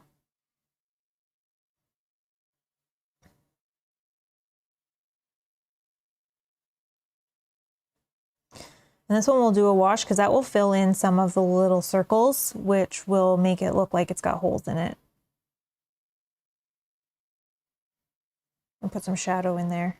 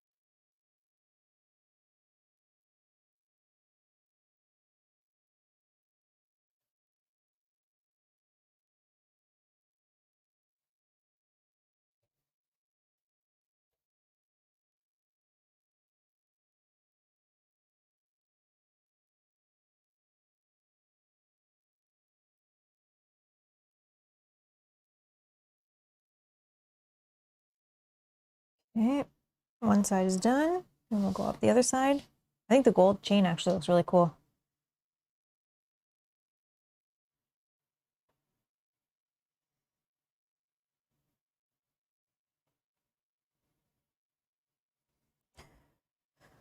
And then we'll try really carefully to get in here right by the tail.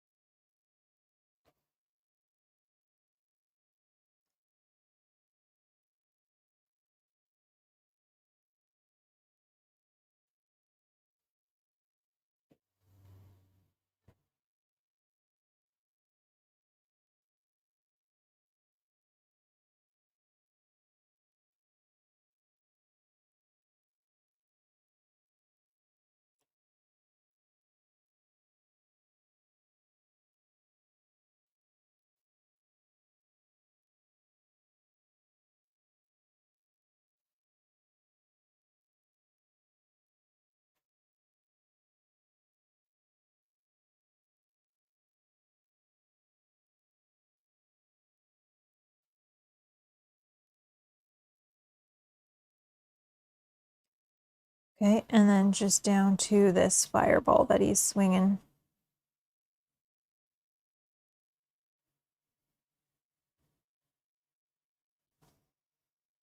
Okay.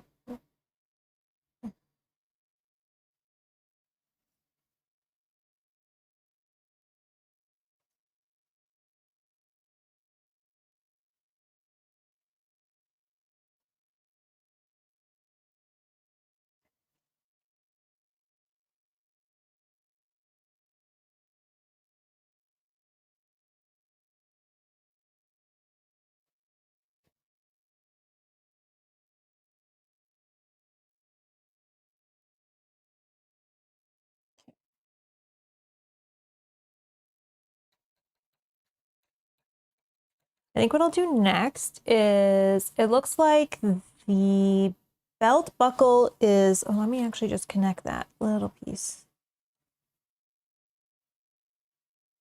So it looks like the belt buckle is silver, so I will do that next with what I already have, this silver.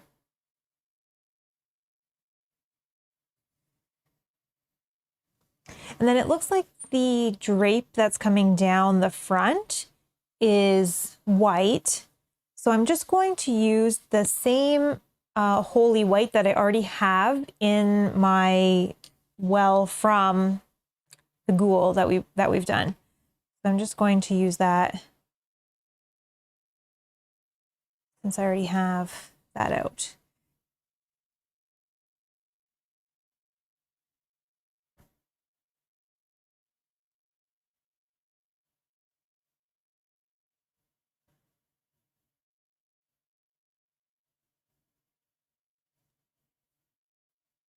And this holy white is not white. It's kind of like a very, very off-white, light gray. But I don't love leaving things white or painting things white.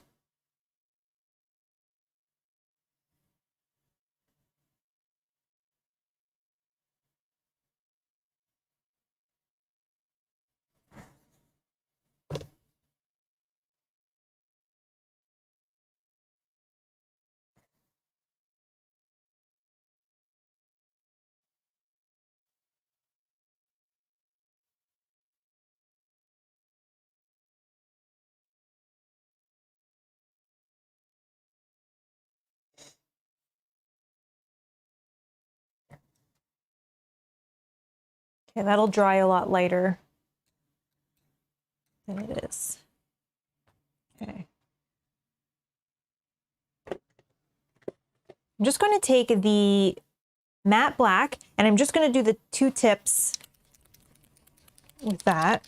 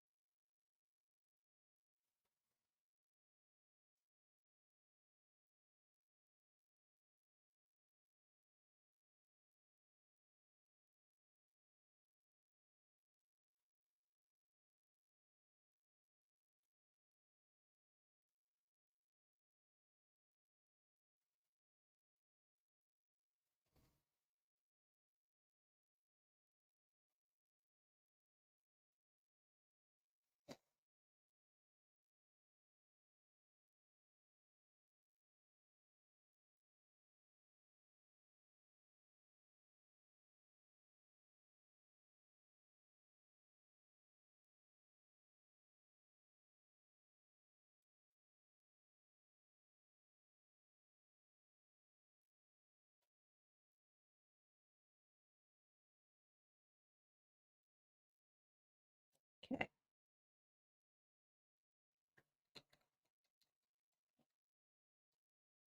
I think we will start to work on the fire. It's not necessarily fire per se. I'm gonna bring that back up for one sec. Almost just like it's orange and yellow, not necessarily fire. So maybe it's almost like the ball that's inside is orange with yellow coming out. So I don't think I'll do any red in there. I think I'll just do the orange and the yellows. So not necessarily a fire, but more like a ball of light. That's kind of what we'll be going for. Okay. So in that case, I'm going to use lava orange.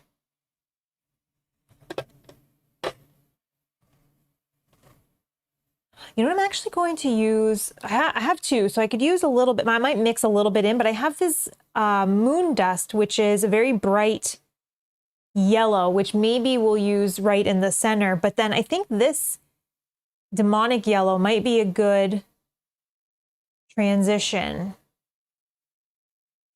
Yeah. So we're definitely going to use the lava orange in the center. What I'm going to do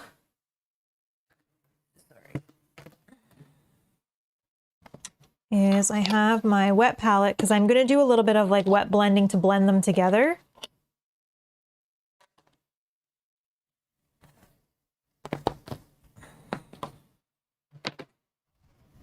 I'm going to put all three colors in my wet palette, and I'll see what I use to do this based on some transitions. Yeah, it's black with the glow reflecting off the ball of light into the wings. It's probably look like that after the wash. Yeah, I think what I'm going to try to do is I'll do like orange kind of in the center and then have it like yellow coming out as it comes out.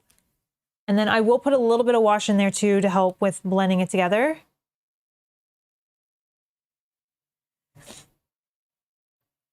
We'll just put a little dab of all three colors. So the lava orange, the demonic yellow, and the moon dust.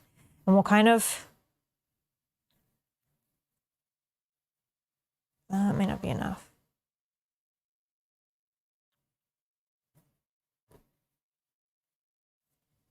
Again, all of this kind of stuff is like up for interpretation. You can kind of just wing it however best you want to. Okay.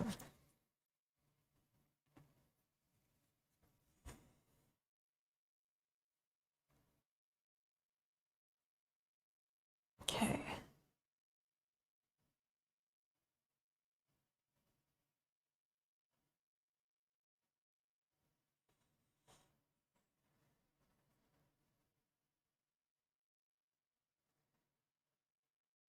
So I'm just going to do the center.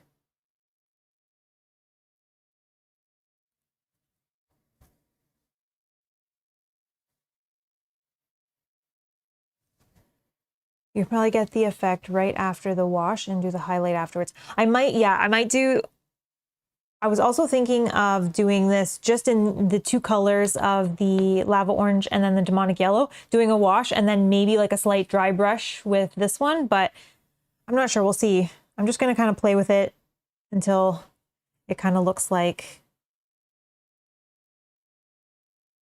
what I'm thinking. It might not, it's not going to look exactly like that.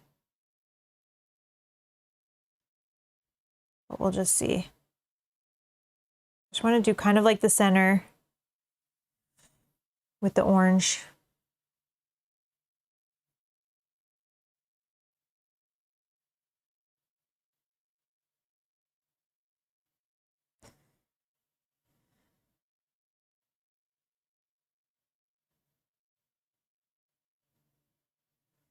Okay.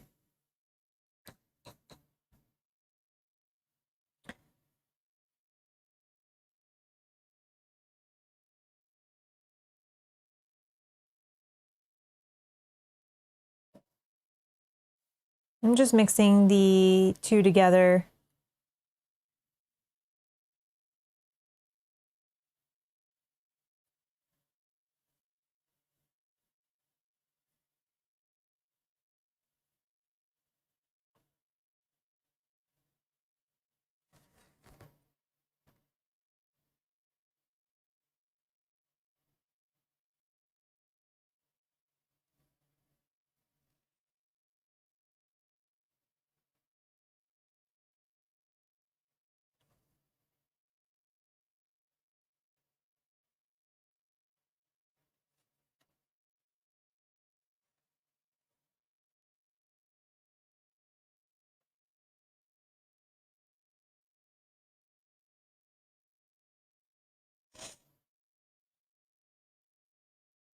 With stuff like this, I'm not a pro. I just kind of wing it. I'm just going to do stuff until it looks like what I want it to look like and hope it gets there.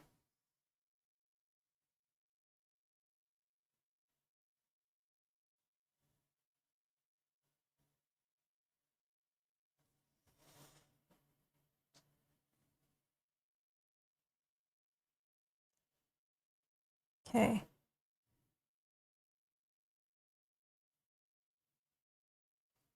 I'm gonna, probably should have put this on the side. I'm just gonna add in some of that yellow now.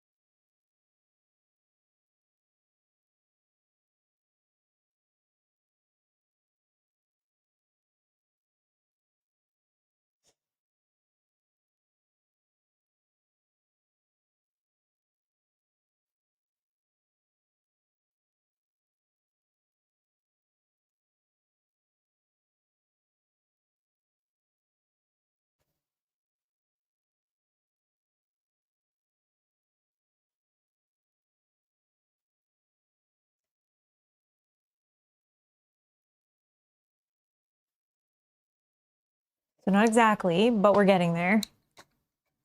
Just gonna put a little bit more orange right in the center because I've blended. Just kind of.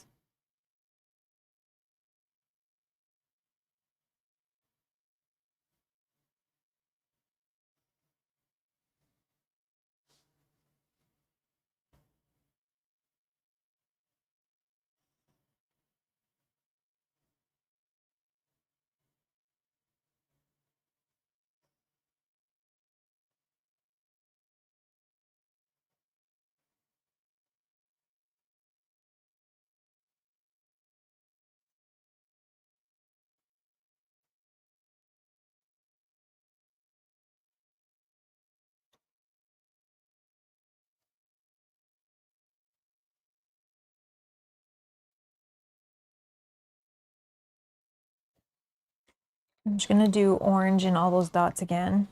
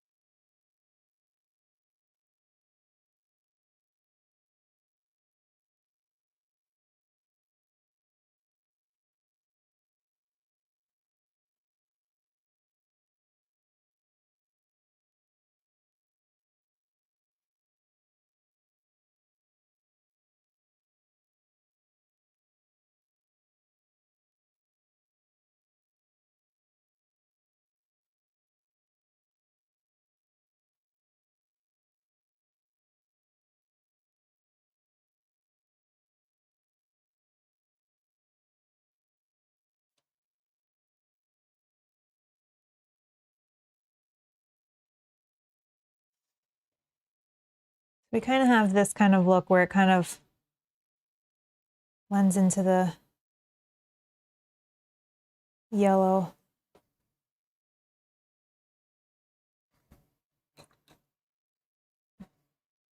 And again, it's not exactly the same. I'll put some of the stronger yellow at the top.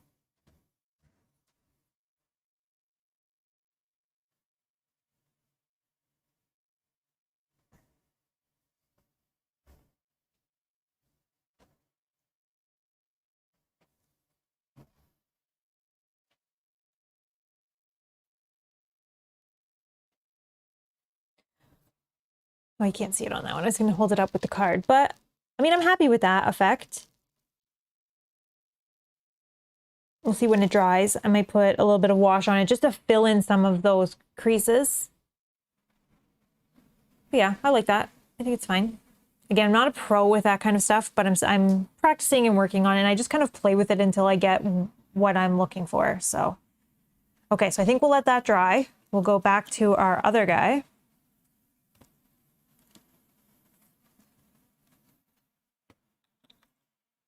And then before I do any of the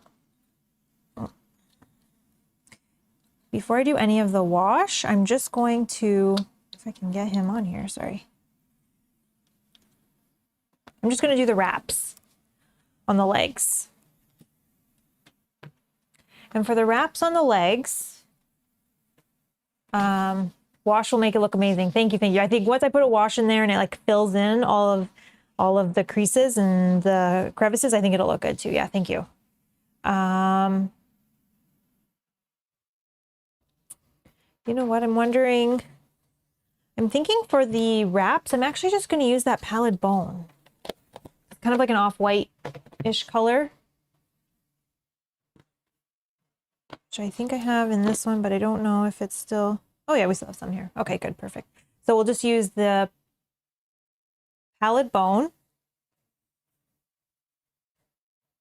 And we'll just go over all of the areas that looks like it has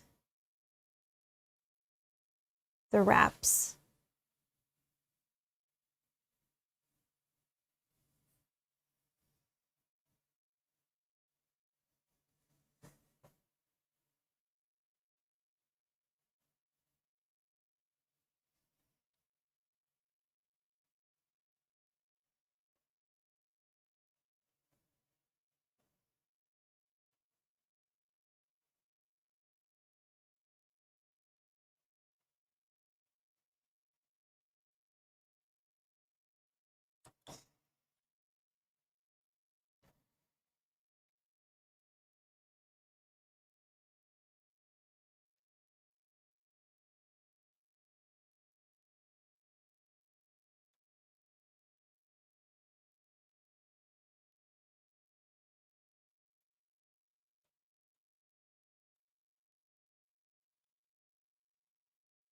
Just looks like I forgot to do that little section, so.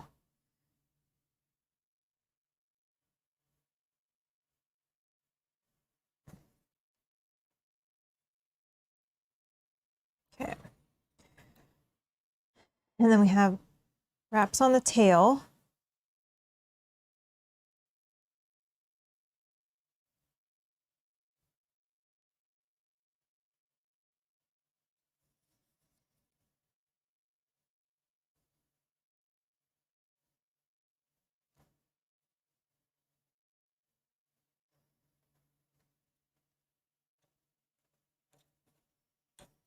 Okay, just gonna put another little dot in here for the wraps on the other leg.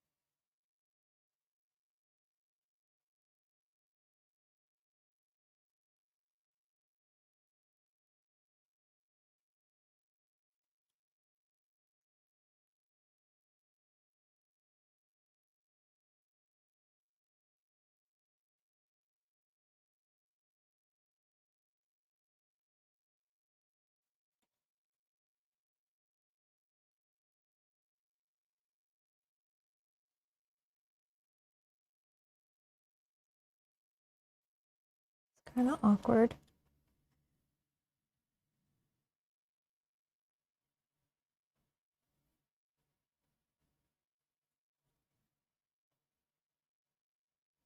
Okay.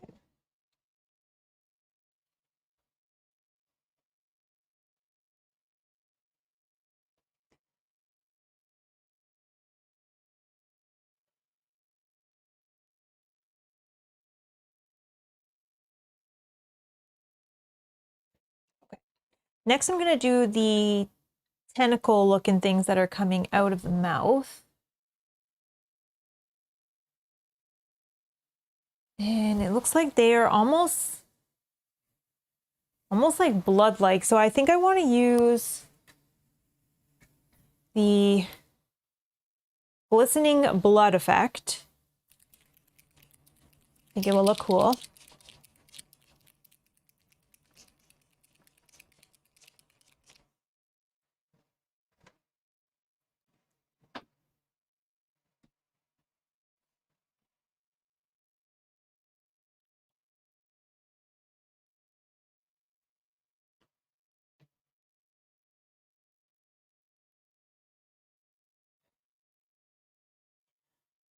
I'm just going to put this on all of the tentacles. This will dry lighter than it, kind of a different color. Like right now, it kind of almost looks like pinky purple.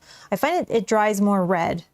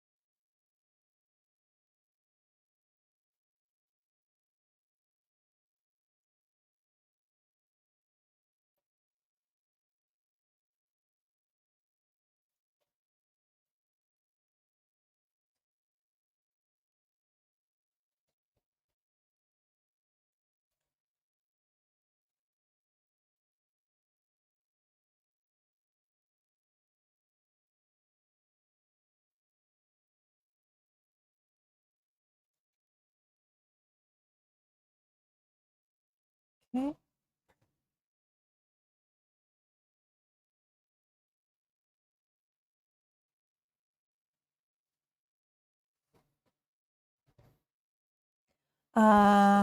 Ichi says, if you end up wanting to deepen the contrast effect, could you put a wash over the speed paints, or would it disrupt the speed paints? No, you can definitely put a wash over it. I have, and I do that. Yes, it does not disrupt the speed paints.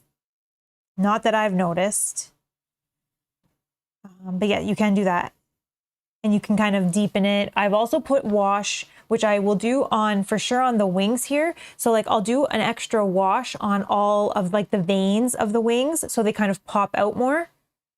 And I did that on the last mini that we did on the last stream. And yeah, I didn't notice that it disrupts the paints or reactivates the speed paints.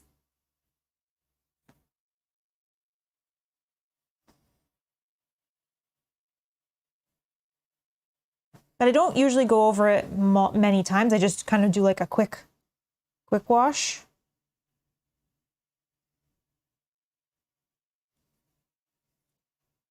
But yeah, you definitely can do that. You can definitely put washes over them.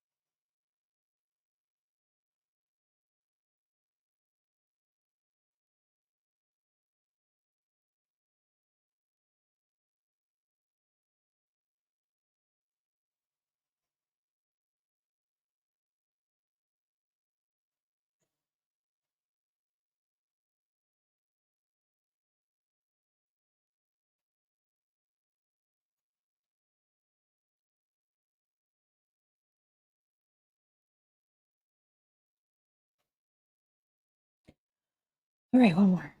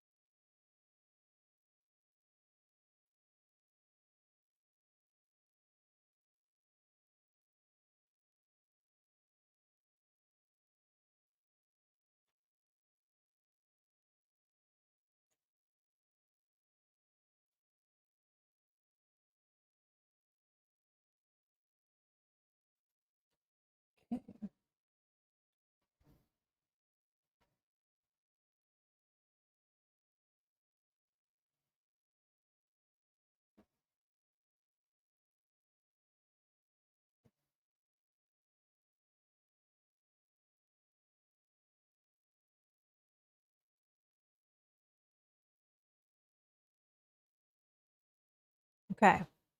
Sorry, I'm just looking at all different angles. So I will dry a little bit lighter. Okay.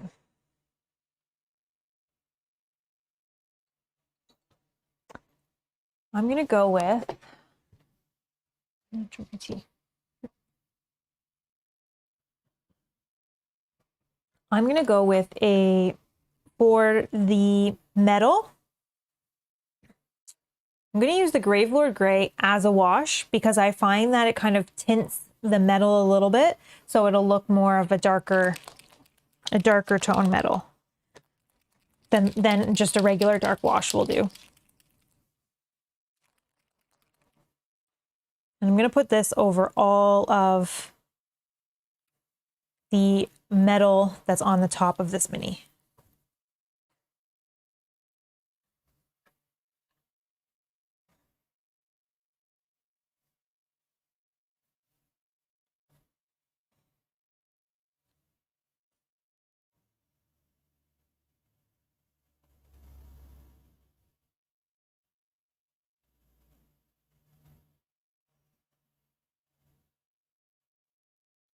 This will darken it, but we'll still be able to see the metal through,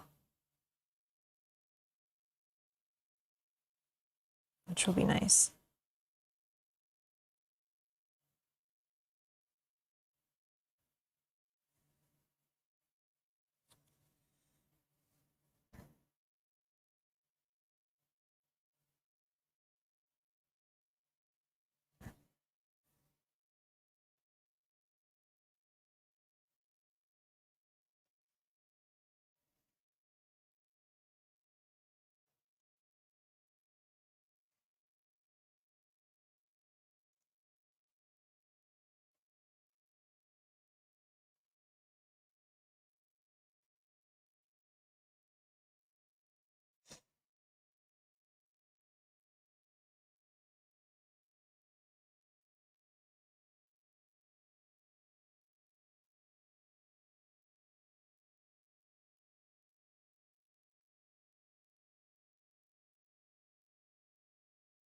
And then after this, based on how this dries, I may do a dry brush on it to pop, which I probably will do, to pop out some of the edges.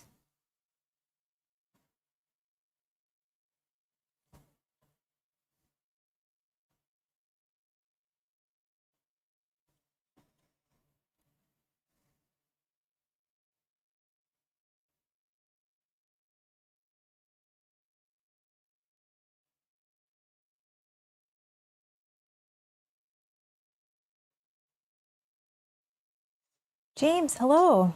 Hello. How are you doing?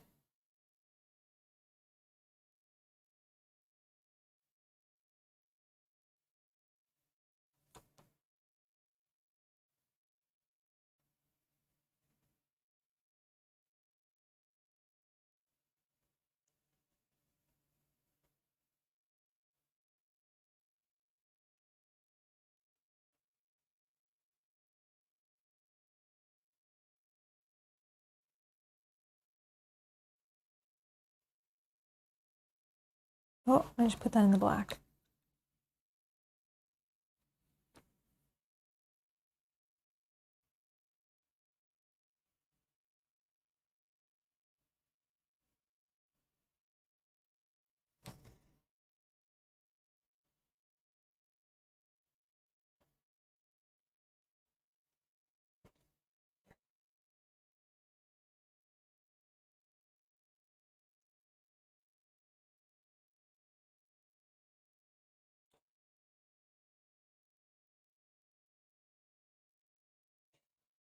And you can see how it's darkening the armor a little bit, so it's not all shiny.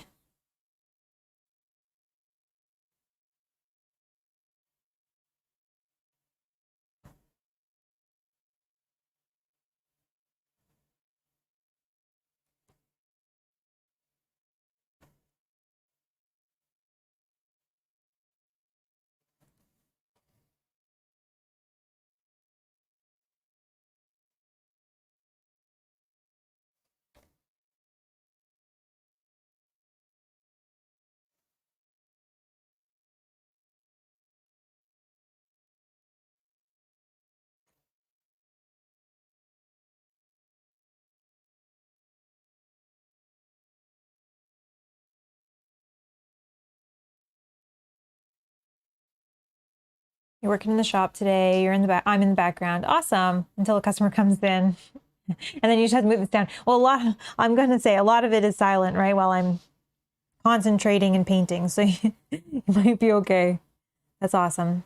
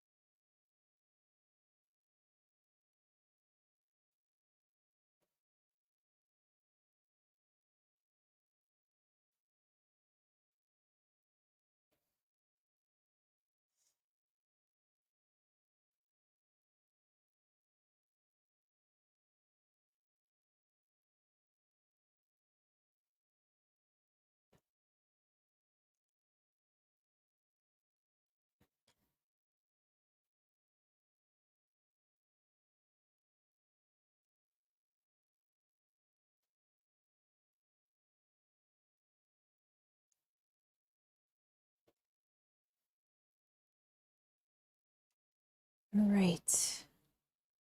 One side is pretty much done.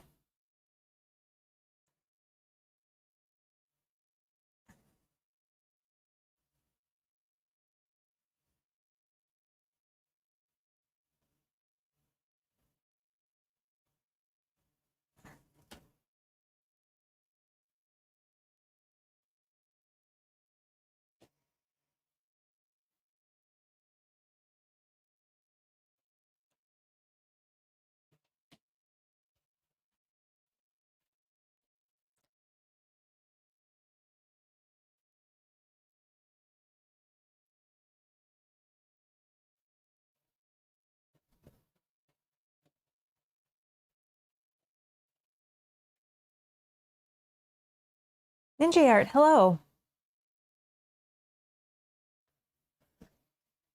Oh, you started playing Aftermath and it was fun. Nice. I was right. Yeah, it was a fun game for sure. How did you like playing you were playing, you were soloing, but 4 characters. How was that?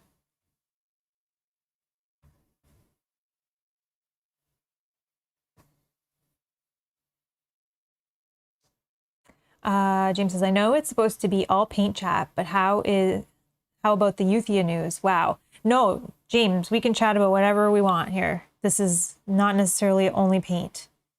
This is anything. You can talk about whatever you want. Yeah, I was surprised.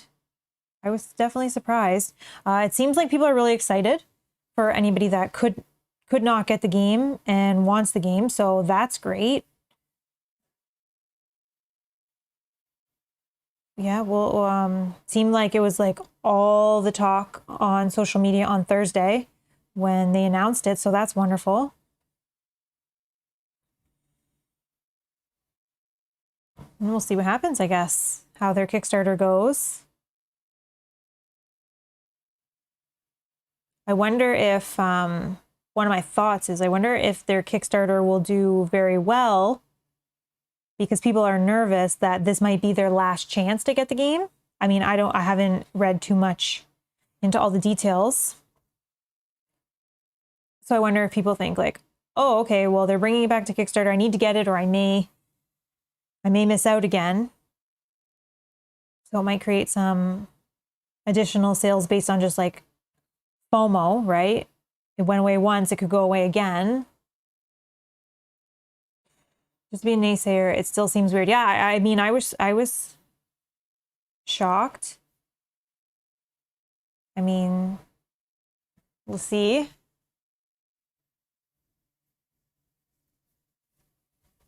Maybe they just click launch on the 2-day campaign and canceled it for the hype. They were already selling the company/IP anyways and just use it to justify the cost. I mean, we never know, right? We never know any of the background stuff. I think I was surprised that it was Steamforged Games, but we'll see. Yeah, so we'll see what happens when they launch the Kickstarter. I think it's end of July, right? So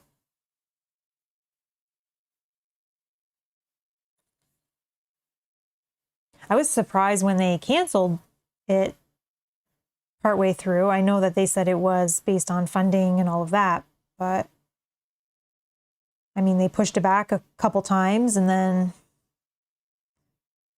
canceled it like 2 days into the Kickstarter. So, I mean, we'll see what happens. But people seem to be excited, so I guess that's all that matters, right? People that want the game can get the game. It's a fun game, so we'll see.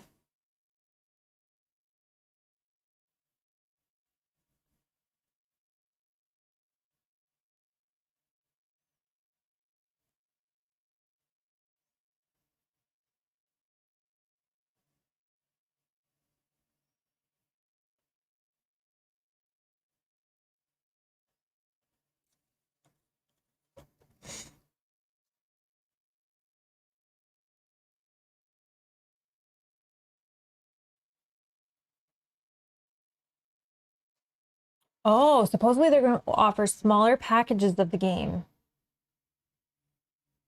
Like, what are they going to take out? I think they're going to do like a mini and a standee, right? Or wasn't that the thing? Didn't they have like a ton of different SKUs on their Kickstarter? If I remember correctly.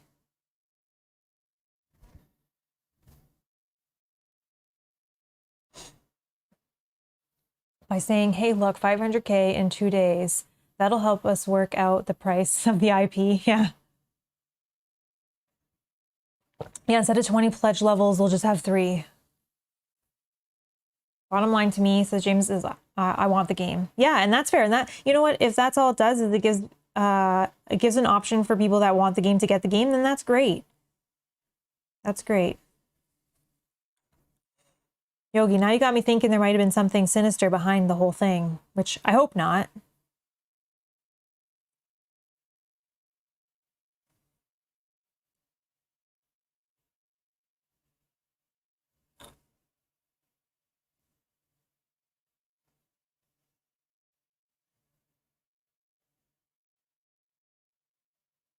Yeah, people seem to be excited, so that's awesome.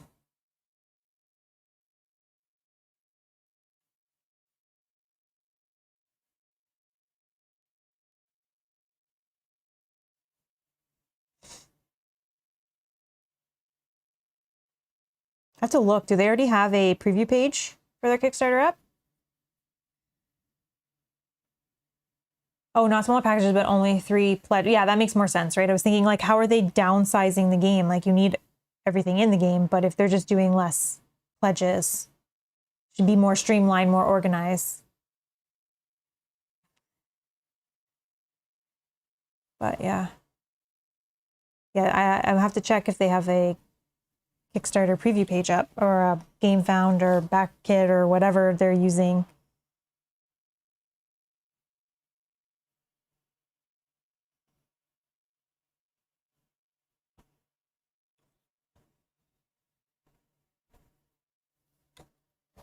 Oh, Larry said, I would expect new backers, base pledge, new backers all in, old backers, just the new stuff. Yeah, that makes sense. That makes sense.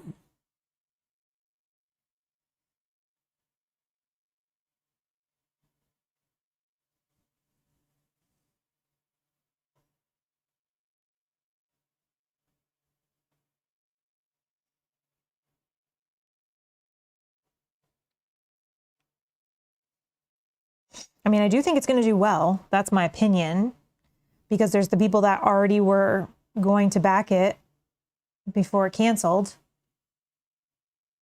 And then the people that maybe hadn't heard of it, but then when all of that went down, people were like, what is this game? And then again, like I said, Thursday was all over social media and in every board game group I'm in, everyone was talking about it.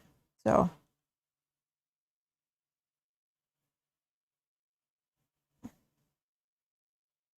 I think Rob's even had comments on videos about it. So everybody is interested. All right, just got to get a little bit more of this and just do 2 weeks, we'll know. Oh, be on Kickstarter, no preview link yet. Okay, so got to keep an eye then. They're just creating the buzz right now. I see.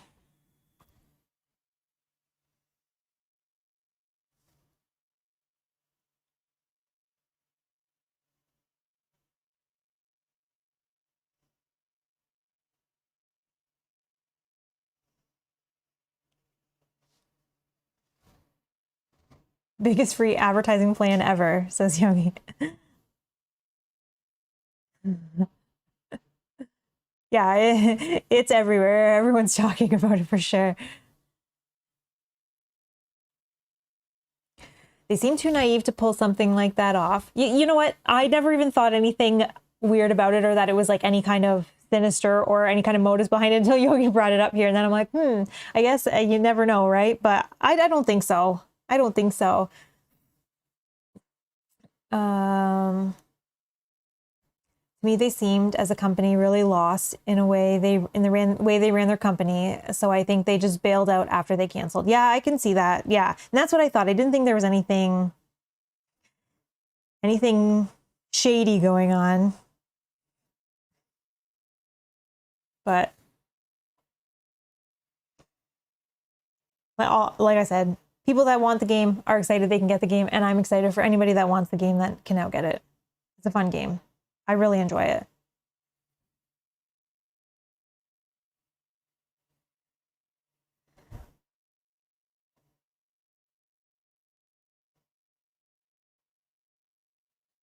And maybe it'll bring new people into the hobby, which is awesome.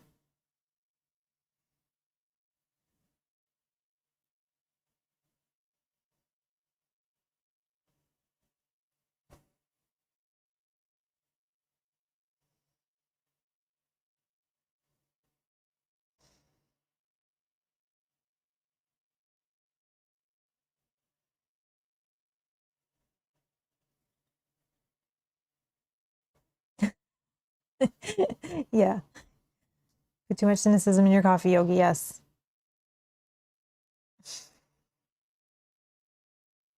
No, but it is interesting to hear different people's thoughts on what happened. I mean, everybody's just speculating at this point. Nobody actually knows. Nobody's behind the scenes. But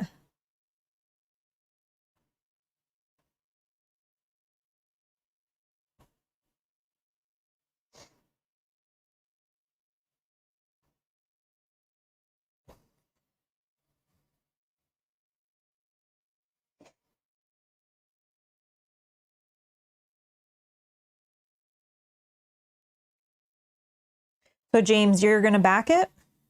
Are you going to back like all in? You want all of it? You want to just get the base game?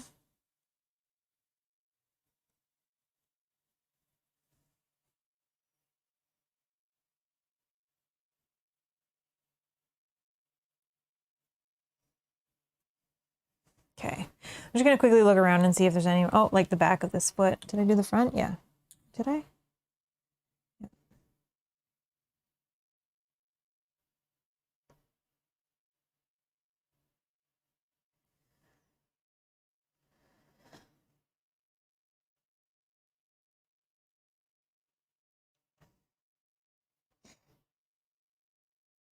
Okay, this mini is starting to look really neat.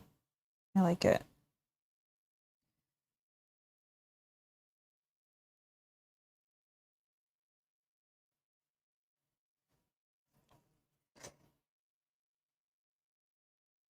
Okay.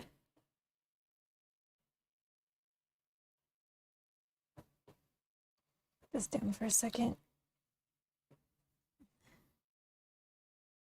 Tentacles are still wet, so it's still hard to see what that's going to look like.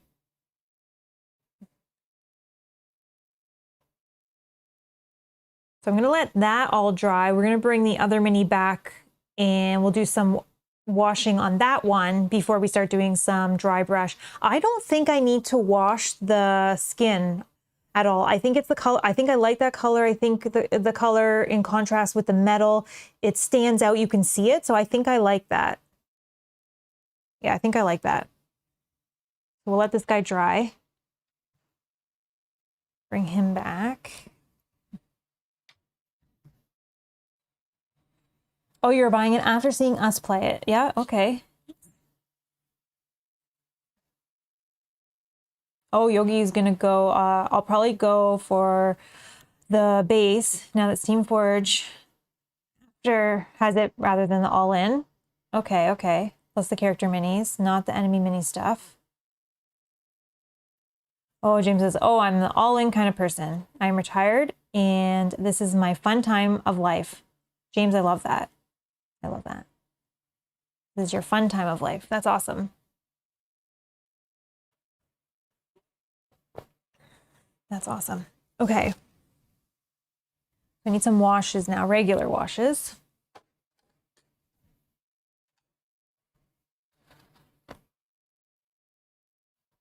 Okay, I'm gonna first use, sorry, I have it upside down because I have only a little bit left. So I'm going to use the dark tone wash. And I'm gonna use that on all of the gold, all of the armor on him, and over the flame, the glowing area. But what I'm gonna do is I'm gonna use the wash just out of the bottle on all the gold and the armor. I'm then gonna water it down a little bit more for the flame or the glow effect. because I don't want it to change the color. I just wanted to fill in. So I want to water it down a bit. Let's see how much, if I even have anything left in this bottle. I put my bottles upside down because I want to try to get like every single drop out of these paints that I can get. I think that might be all we got. Okay. Off to the side.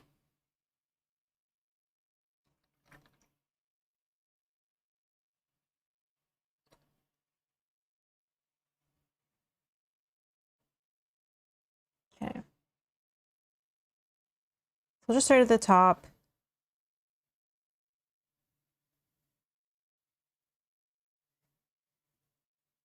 Doing the face first.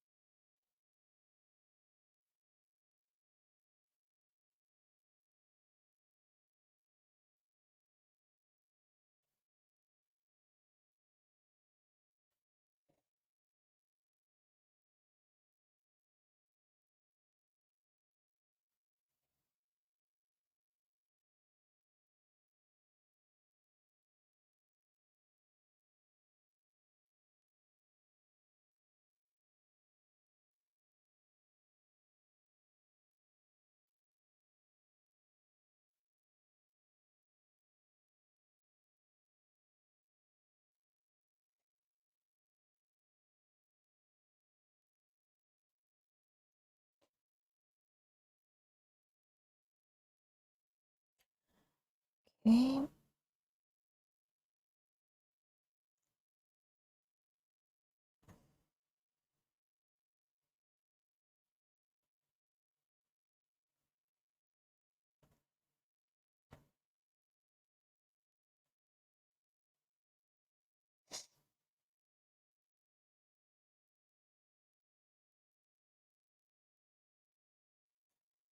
All right.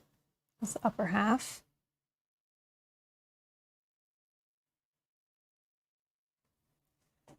Do the legs.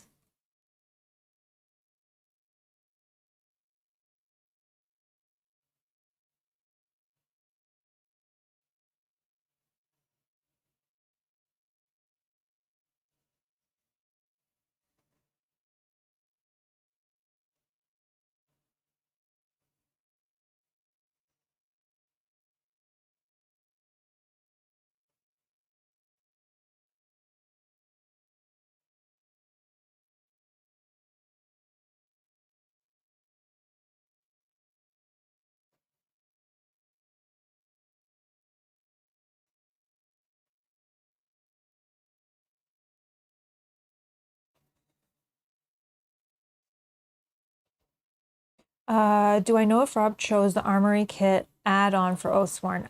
I want to say no for interchangeable weapons. I want to say no.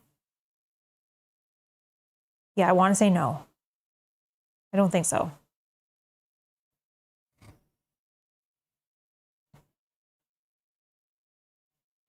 But again, I'm not 100%, but I want to say no.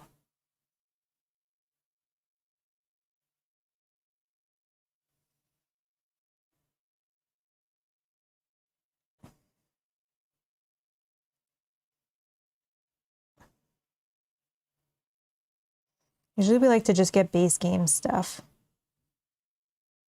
to start.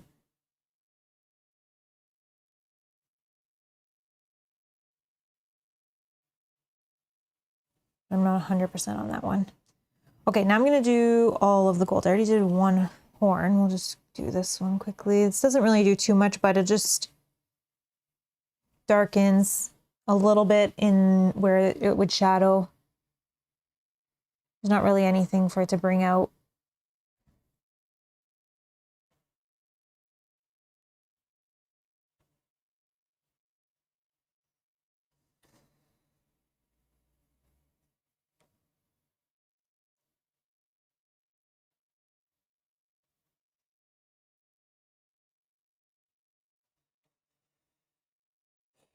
You thought he would have caved for the Wolverine claw blades. He may have. I just don't remember. I don't remember when we even backed that. So I don't remember.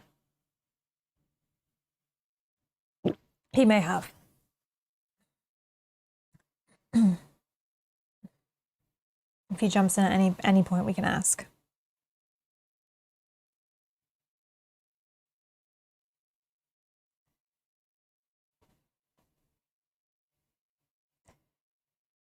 I'm just doing very, very light wash on the sword, but I want to do a little bit of a heavier wash on the handle.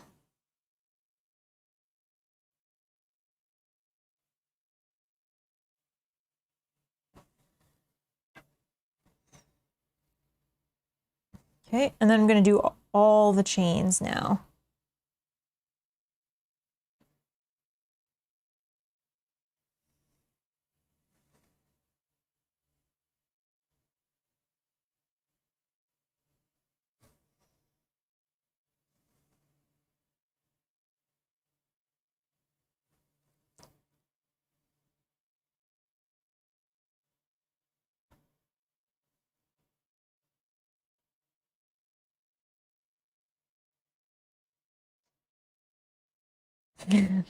Rob's not under the table rubbing my feet. No. No. He is getting everything ready for our Too Many Bones stream tomorrow.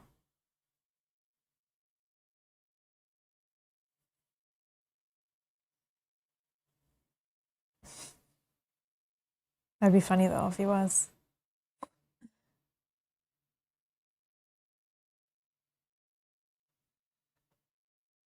I like the way that the wash on any kind of chain links, I like the way that it really brings things out so you can really see the links in the chain, right? On this side versus on this side where it's just kind of plain and boring.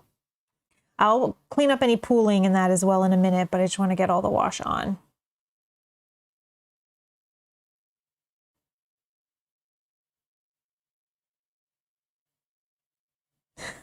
Always off stream getting the hot tar and chains ready if the minis aren't painted in time. You guys are funny. Nope, I think I'm gonna get it painted by my deadline, minus maybe one boss. My goal was to have it painted in 2 weeks, which 2 weeks will be Tuesday.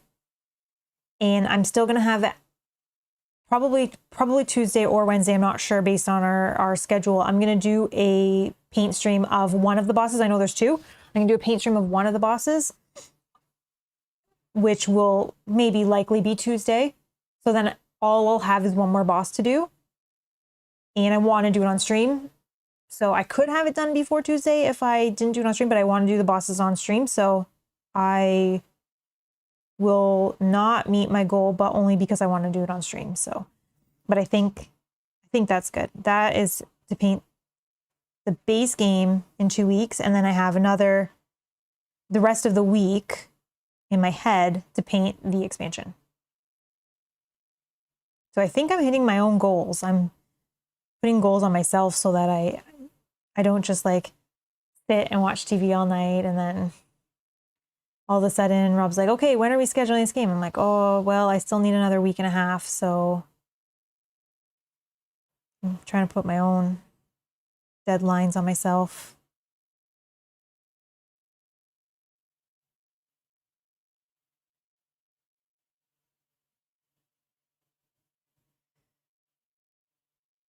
Okay. Okay, that looks good. What I'm going to use is this same dark wash. And as I said, I'm going to go over all the veins of the wings. So, oh yeah, Yogi, so hyped for the pop-up book. Yes, yes. I'm excited to play through that tomorrow and see what that is going to look like.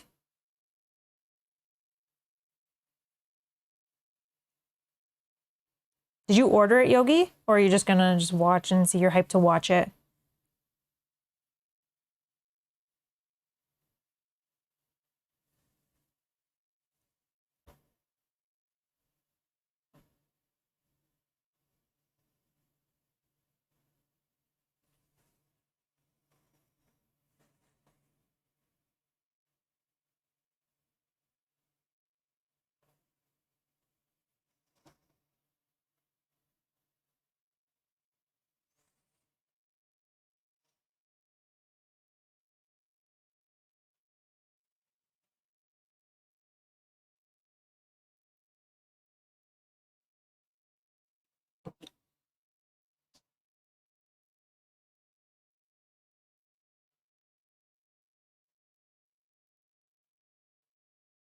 Oh, you didn't order it. Okay.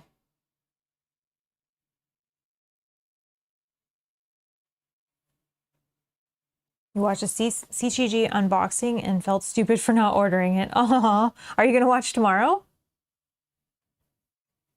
Or no, because it's going to have spoilers if you eventually want to order it.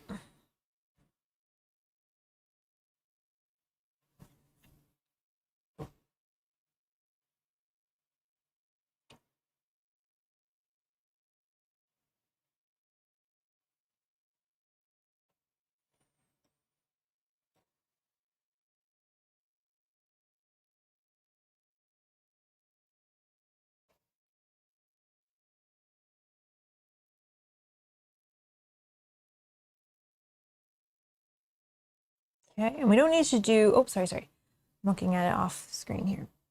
We don't need to do the veins on the inside. But what I will do is see these like white spots that I don't know why that happens. I'm going to fix those because they just bug me. Oh, you'll watch. You forget anyways too, right? You say?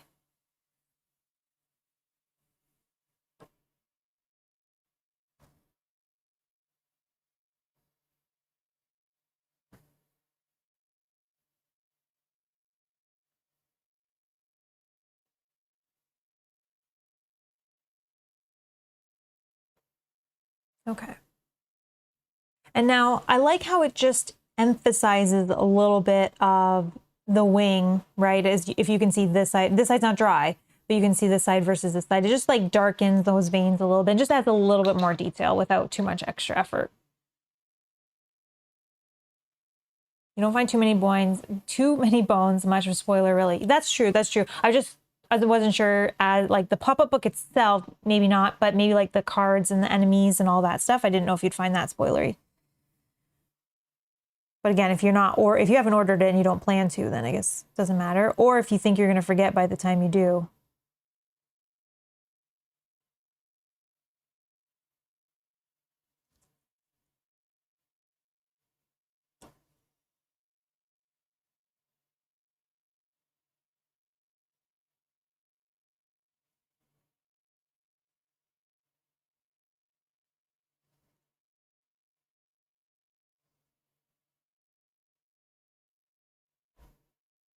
Definitely fun to bring it back to the table. It's been a while.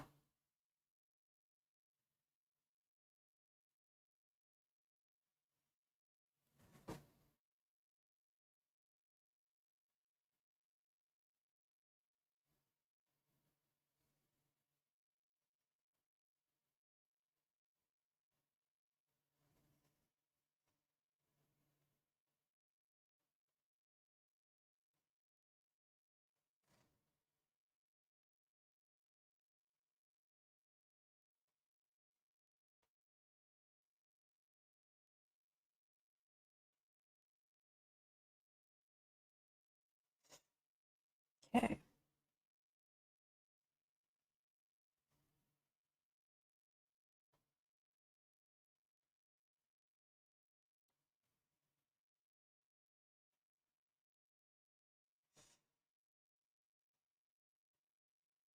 Okay, now what I'm going to do to that same wash is I'm going to just take a couple drops of just water. This is just plain water. And I just want to thin it down before I put anything over this glowing effect. I don't want it to change the color. I just want it to fill in a little bit. So I like to water down the dark tone if I want it to be almost like a shade versus a wash per se. And then I'm just going to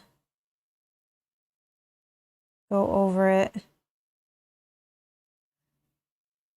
And I will wipe off any excess. I'm just doing a heavier wash right now, and then we'll get rid of any excess. It will also dry a lot lighter than it is. And if anywhere is darkened too much after it dries, I can easily just do a quick dry brush over that.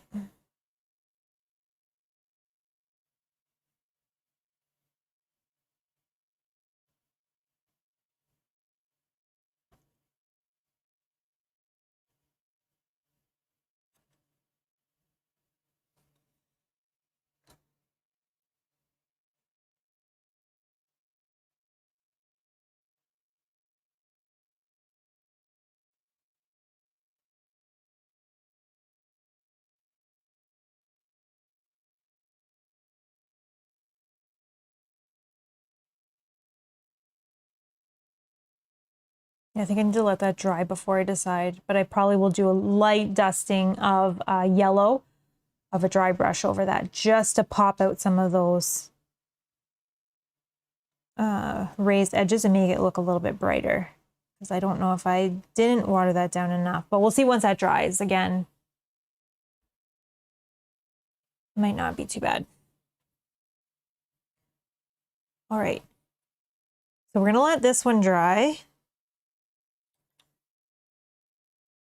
Other than possibly a dry brush over this yellow, which I think I'm gonna do either way, this one is pretty much done.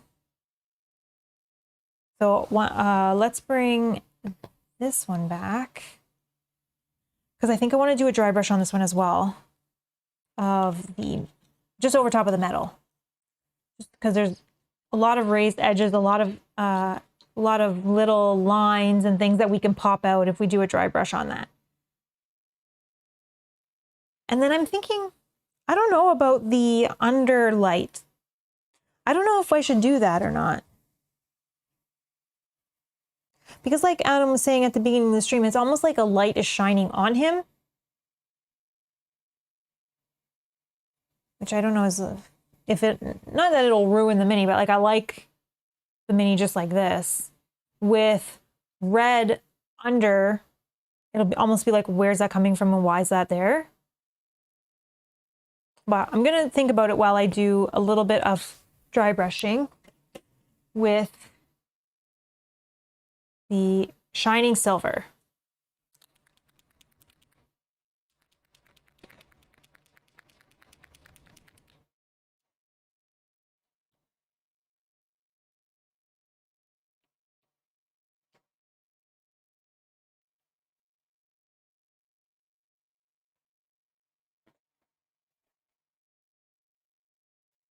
Okay.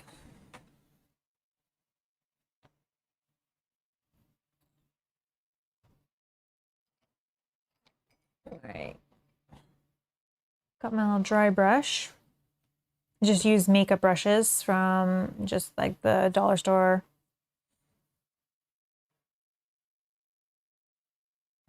Okay.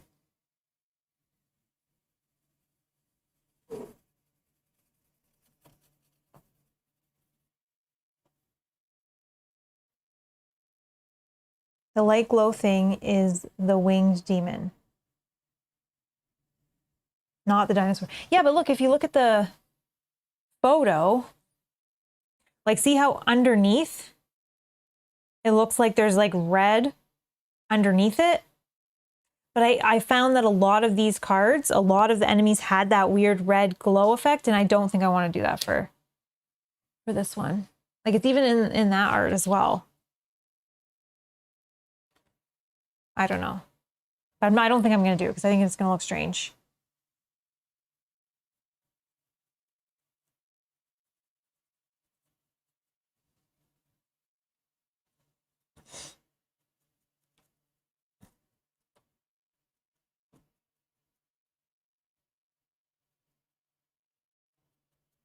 I'm just running this over to pick up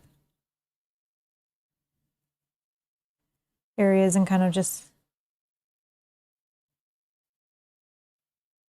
yeah, glowing lava or something, like something is shining up from underneath, but I don't think I want to do that on just like the regular mini, because I don't know, I feel like it's going to ruin it because it's going to look odd. Like it's not going to look like it should. So I don't think I'm going to do it.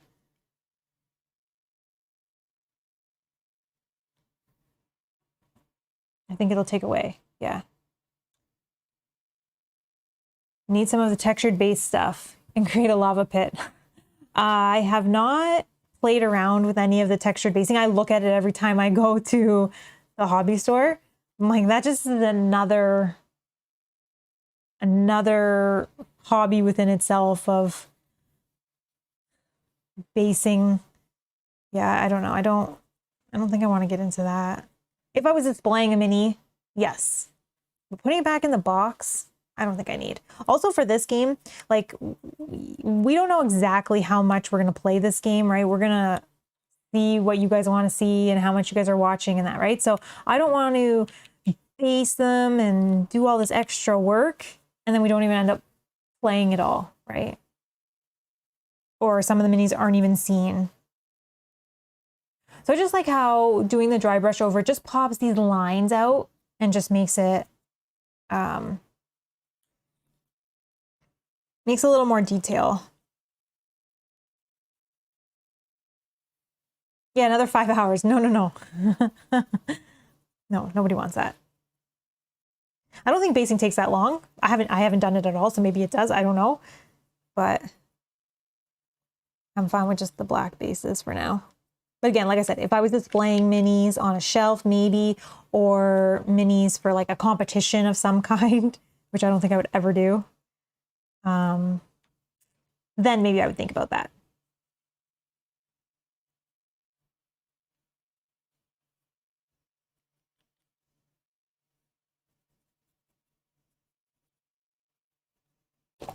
Oops.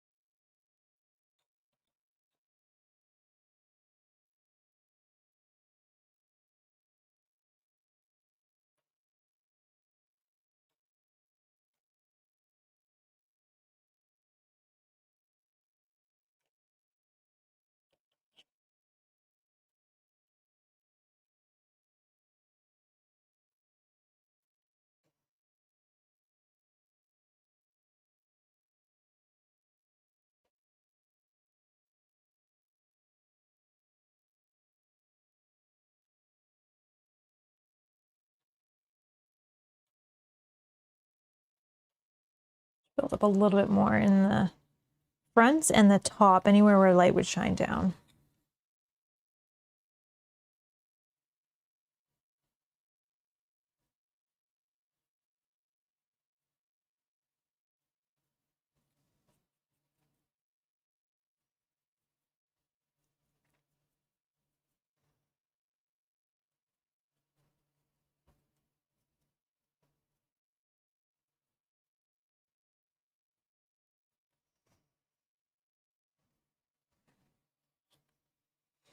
I mean, I think he looks pretty good.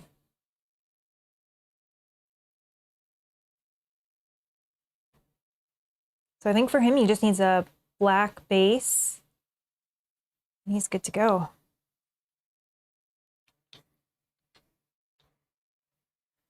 All right.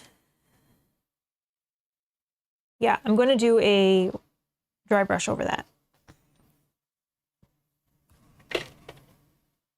And for that, I'm going to use the Moon Dust yellow.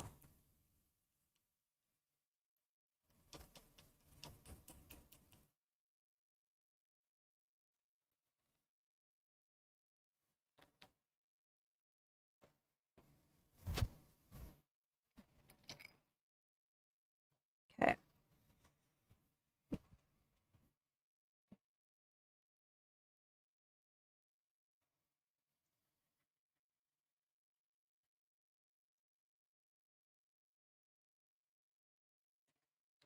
I'm just going to kind of hold it so I don't break anything.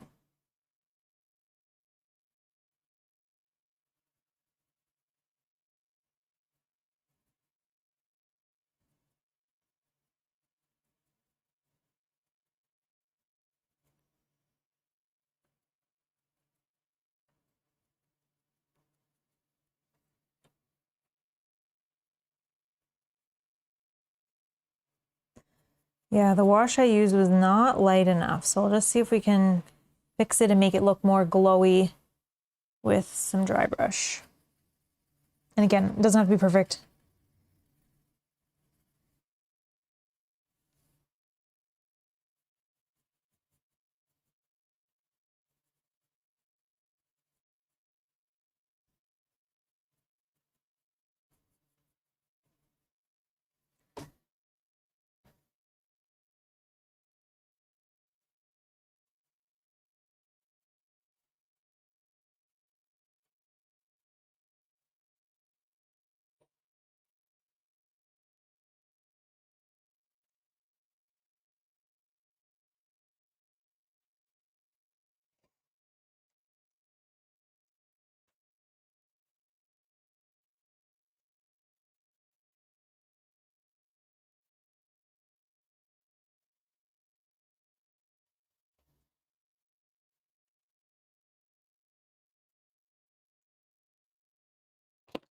Oops.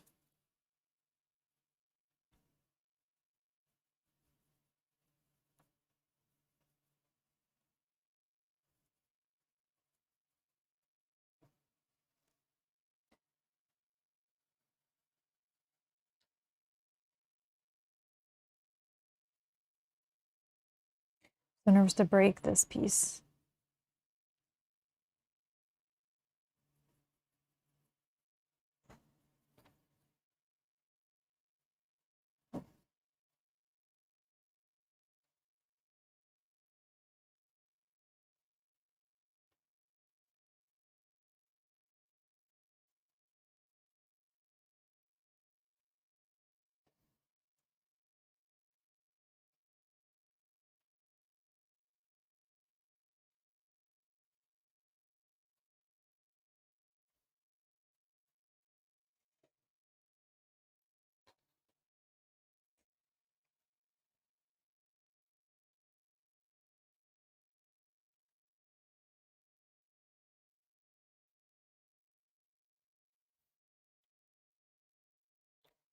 I'm just trying to build it up so that it's not overpowering.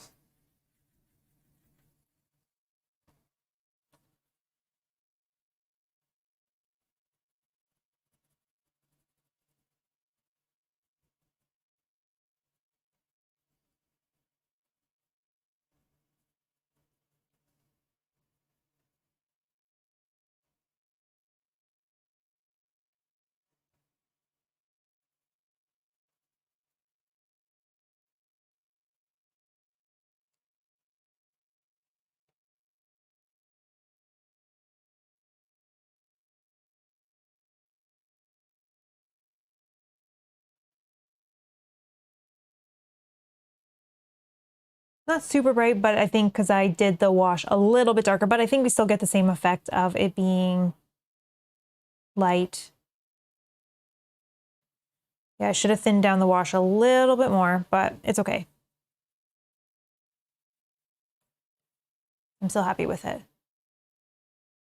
Okay, and I'm just going to quickly look. I don't think there's anything else I need to do for him. I think we just need to do bases on both of them and we're good. So what I'll do, let's put them on a base and I'll do like a little spin around, because once I do the black on the bottom, I won't be able to hold it up again.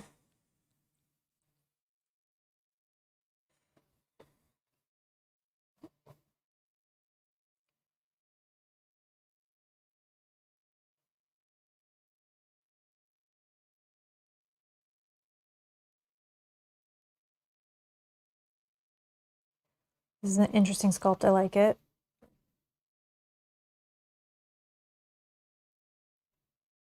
You know what I'm going to just quickly do, actually, now that I'm looking at it, I'm just going to quickly do a quick dry brush on just the face, just to maybe bring out some of those facial features. I have everything already out and ready anyways.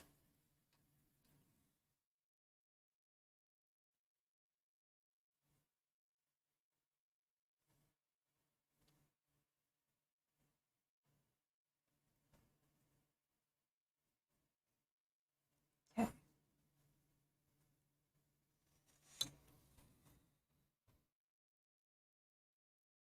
Just kind of highlight some of those lines in the face and the nose. Okay, so we'll do a base, black base on this one, and then I will hold up that one. I think I still have some black paint going on in the center here.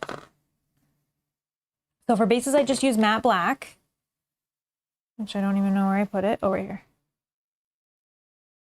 Matte black. Jackpot Man, hello, thank you, thank you.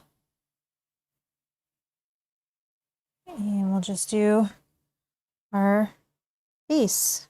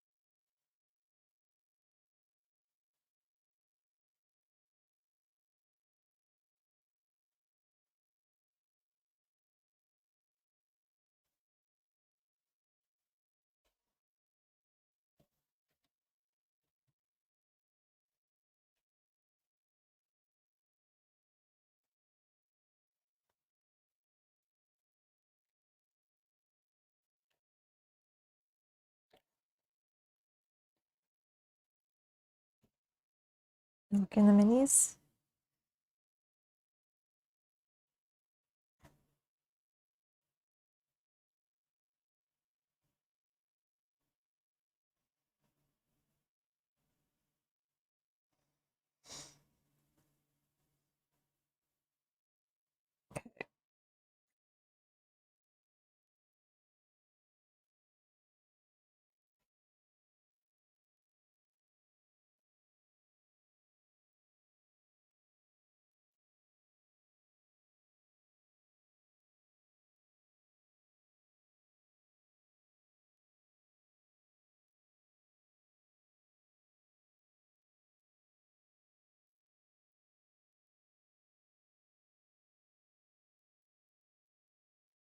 Okay.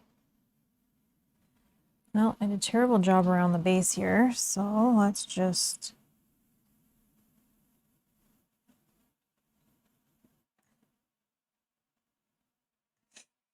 it's okay, whatever. Okay, I'm happy with that. I think he looks good. I'm gonna actually switch onto here, let that base dry, and I will hold up this guy. Again, we're just gonna do the black, same black base. We can see the finished look of this guy.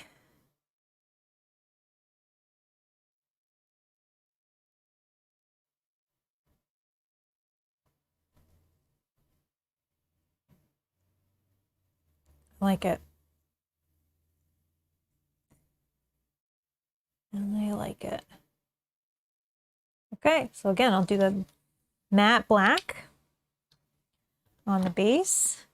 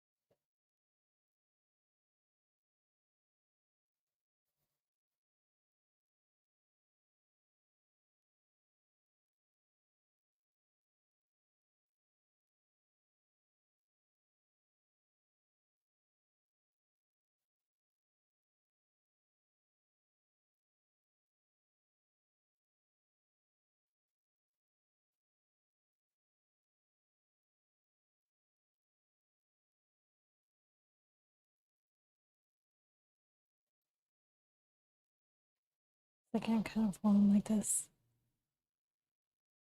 So now this is our finished product. So let's put both of those on there to dry. Sometimes I find I need to do a second coat of the matte black, but I think for these ones it looks good. We did it. We did it.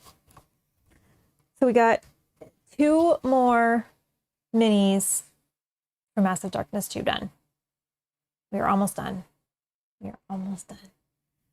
And then we can start to play it. Super happy with the way these turned out. I mean, I'm going for just kind of a look similar to their cards. And at a glance, I think that'll be easy to tell that these guys look like those guys. So when you guys are watching from above, you'll be able to tell which mini is which is the goal. And I'm happy with the way they turned out too. So I'm happy with that. Awesome. That was fun. That was fun. Wow. Thank you everyone for hanging out with me today. That was a lot of fun. Like I said, we have 2 more of our bigger minis done. So now we have all the roaming monsters done. I have all the characters done, all the roaming monsters. I have almost all of the minions done. I just have a few left to go, and I'm hoping that I'll have them done by the end of the weekend. I know that I want to schedule another stream, at least I probably need at least 2 more, 1 for each of the bosses. So I want to schedule those for next week. They're not scheduled yet, but stay tuned to the channel, hit the subscribe button, turn all notifications on. You will be notified when we do the next one. I'm going to be doing both of the bosses, and then we should be done and ready to play. That'll be at least the base game. Then I need to start working on the expansion for the campaign. But that doesn't have as many minis in it, so I'm not so worried about that one. But I just want to get the base game done so at least we can play and start practicing with it and get it to the table. Yeah. Thank you so much to everybody for hanging out with me tonight, or this afternoon, I guess. It was a lot of fun. Again, we got through 2 more, so that's great. That feels good to get 2 more minis done and get them in the box and ready to go. Again, stay tuned to the channel. We'll be scheduling more paint streams. Looking forward to seeing the minis in action. So am I. I'm so excited. As I paint through these, I'm getting more and more excited, especially as I get closer to the end. Right as I get closer, I'm like, oh, I only have a few more left. I know that we're going to start playing it soon, so I get super excited. So I'm really excited to get this to the table for you guys, and we can stream it with you guys. We can have a lot of fun just rolling dice and having a silly time. So again, stay tuned to the channel for the next one, hopefully early next week, where we'll do one of the bigger bosses. And yeah, I think that is all for today. Thank you again for everyone that hung out with me live, and thank you to everybody that watched later. This has been a lot of fun to paint through these Massive Darkness minis on stream with you guys. I like painting through kind of like a whole game on stream. It's a lot of fun. I love all the tips and tricks that you guys also tell me as you guys come in to the chat as you're watching along. So I really appreciate all of that. Thank you so much to all of the Patreons and YouTube members for supporting the channel. You guys are amazing. If you guys want to support the channel in any way, links are in the description below. And I think that's it for today. I hope everyone has a wonderful weekend, and we'll see you in the next one. Thanks so much. Bye-bye.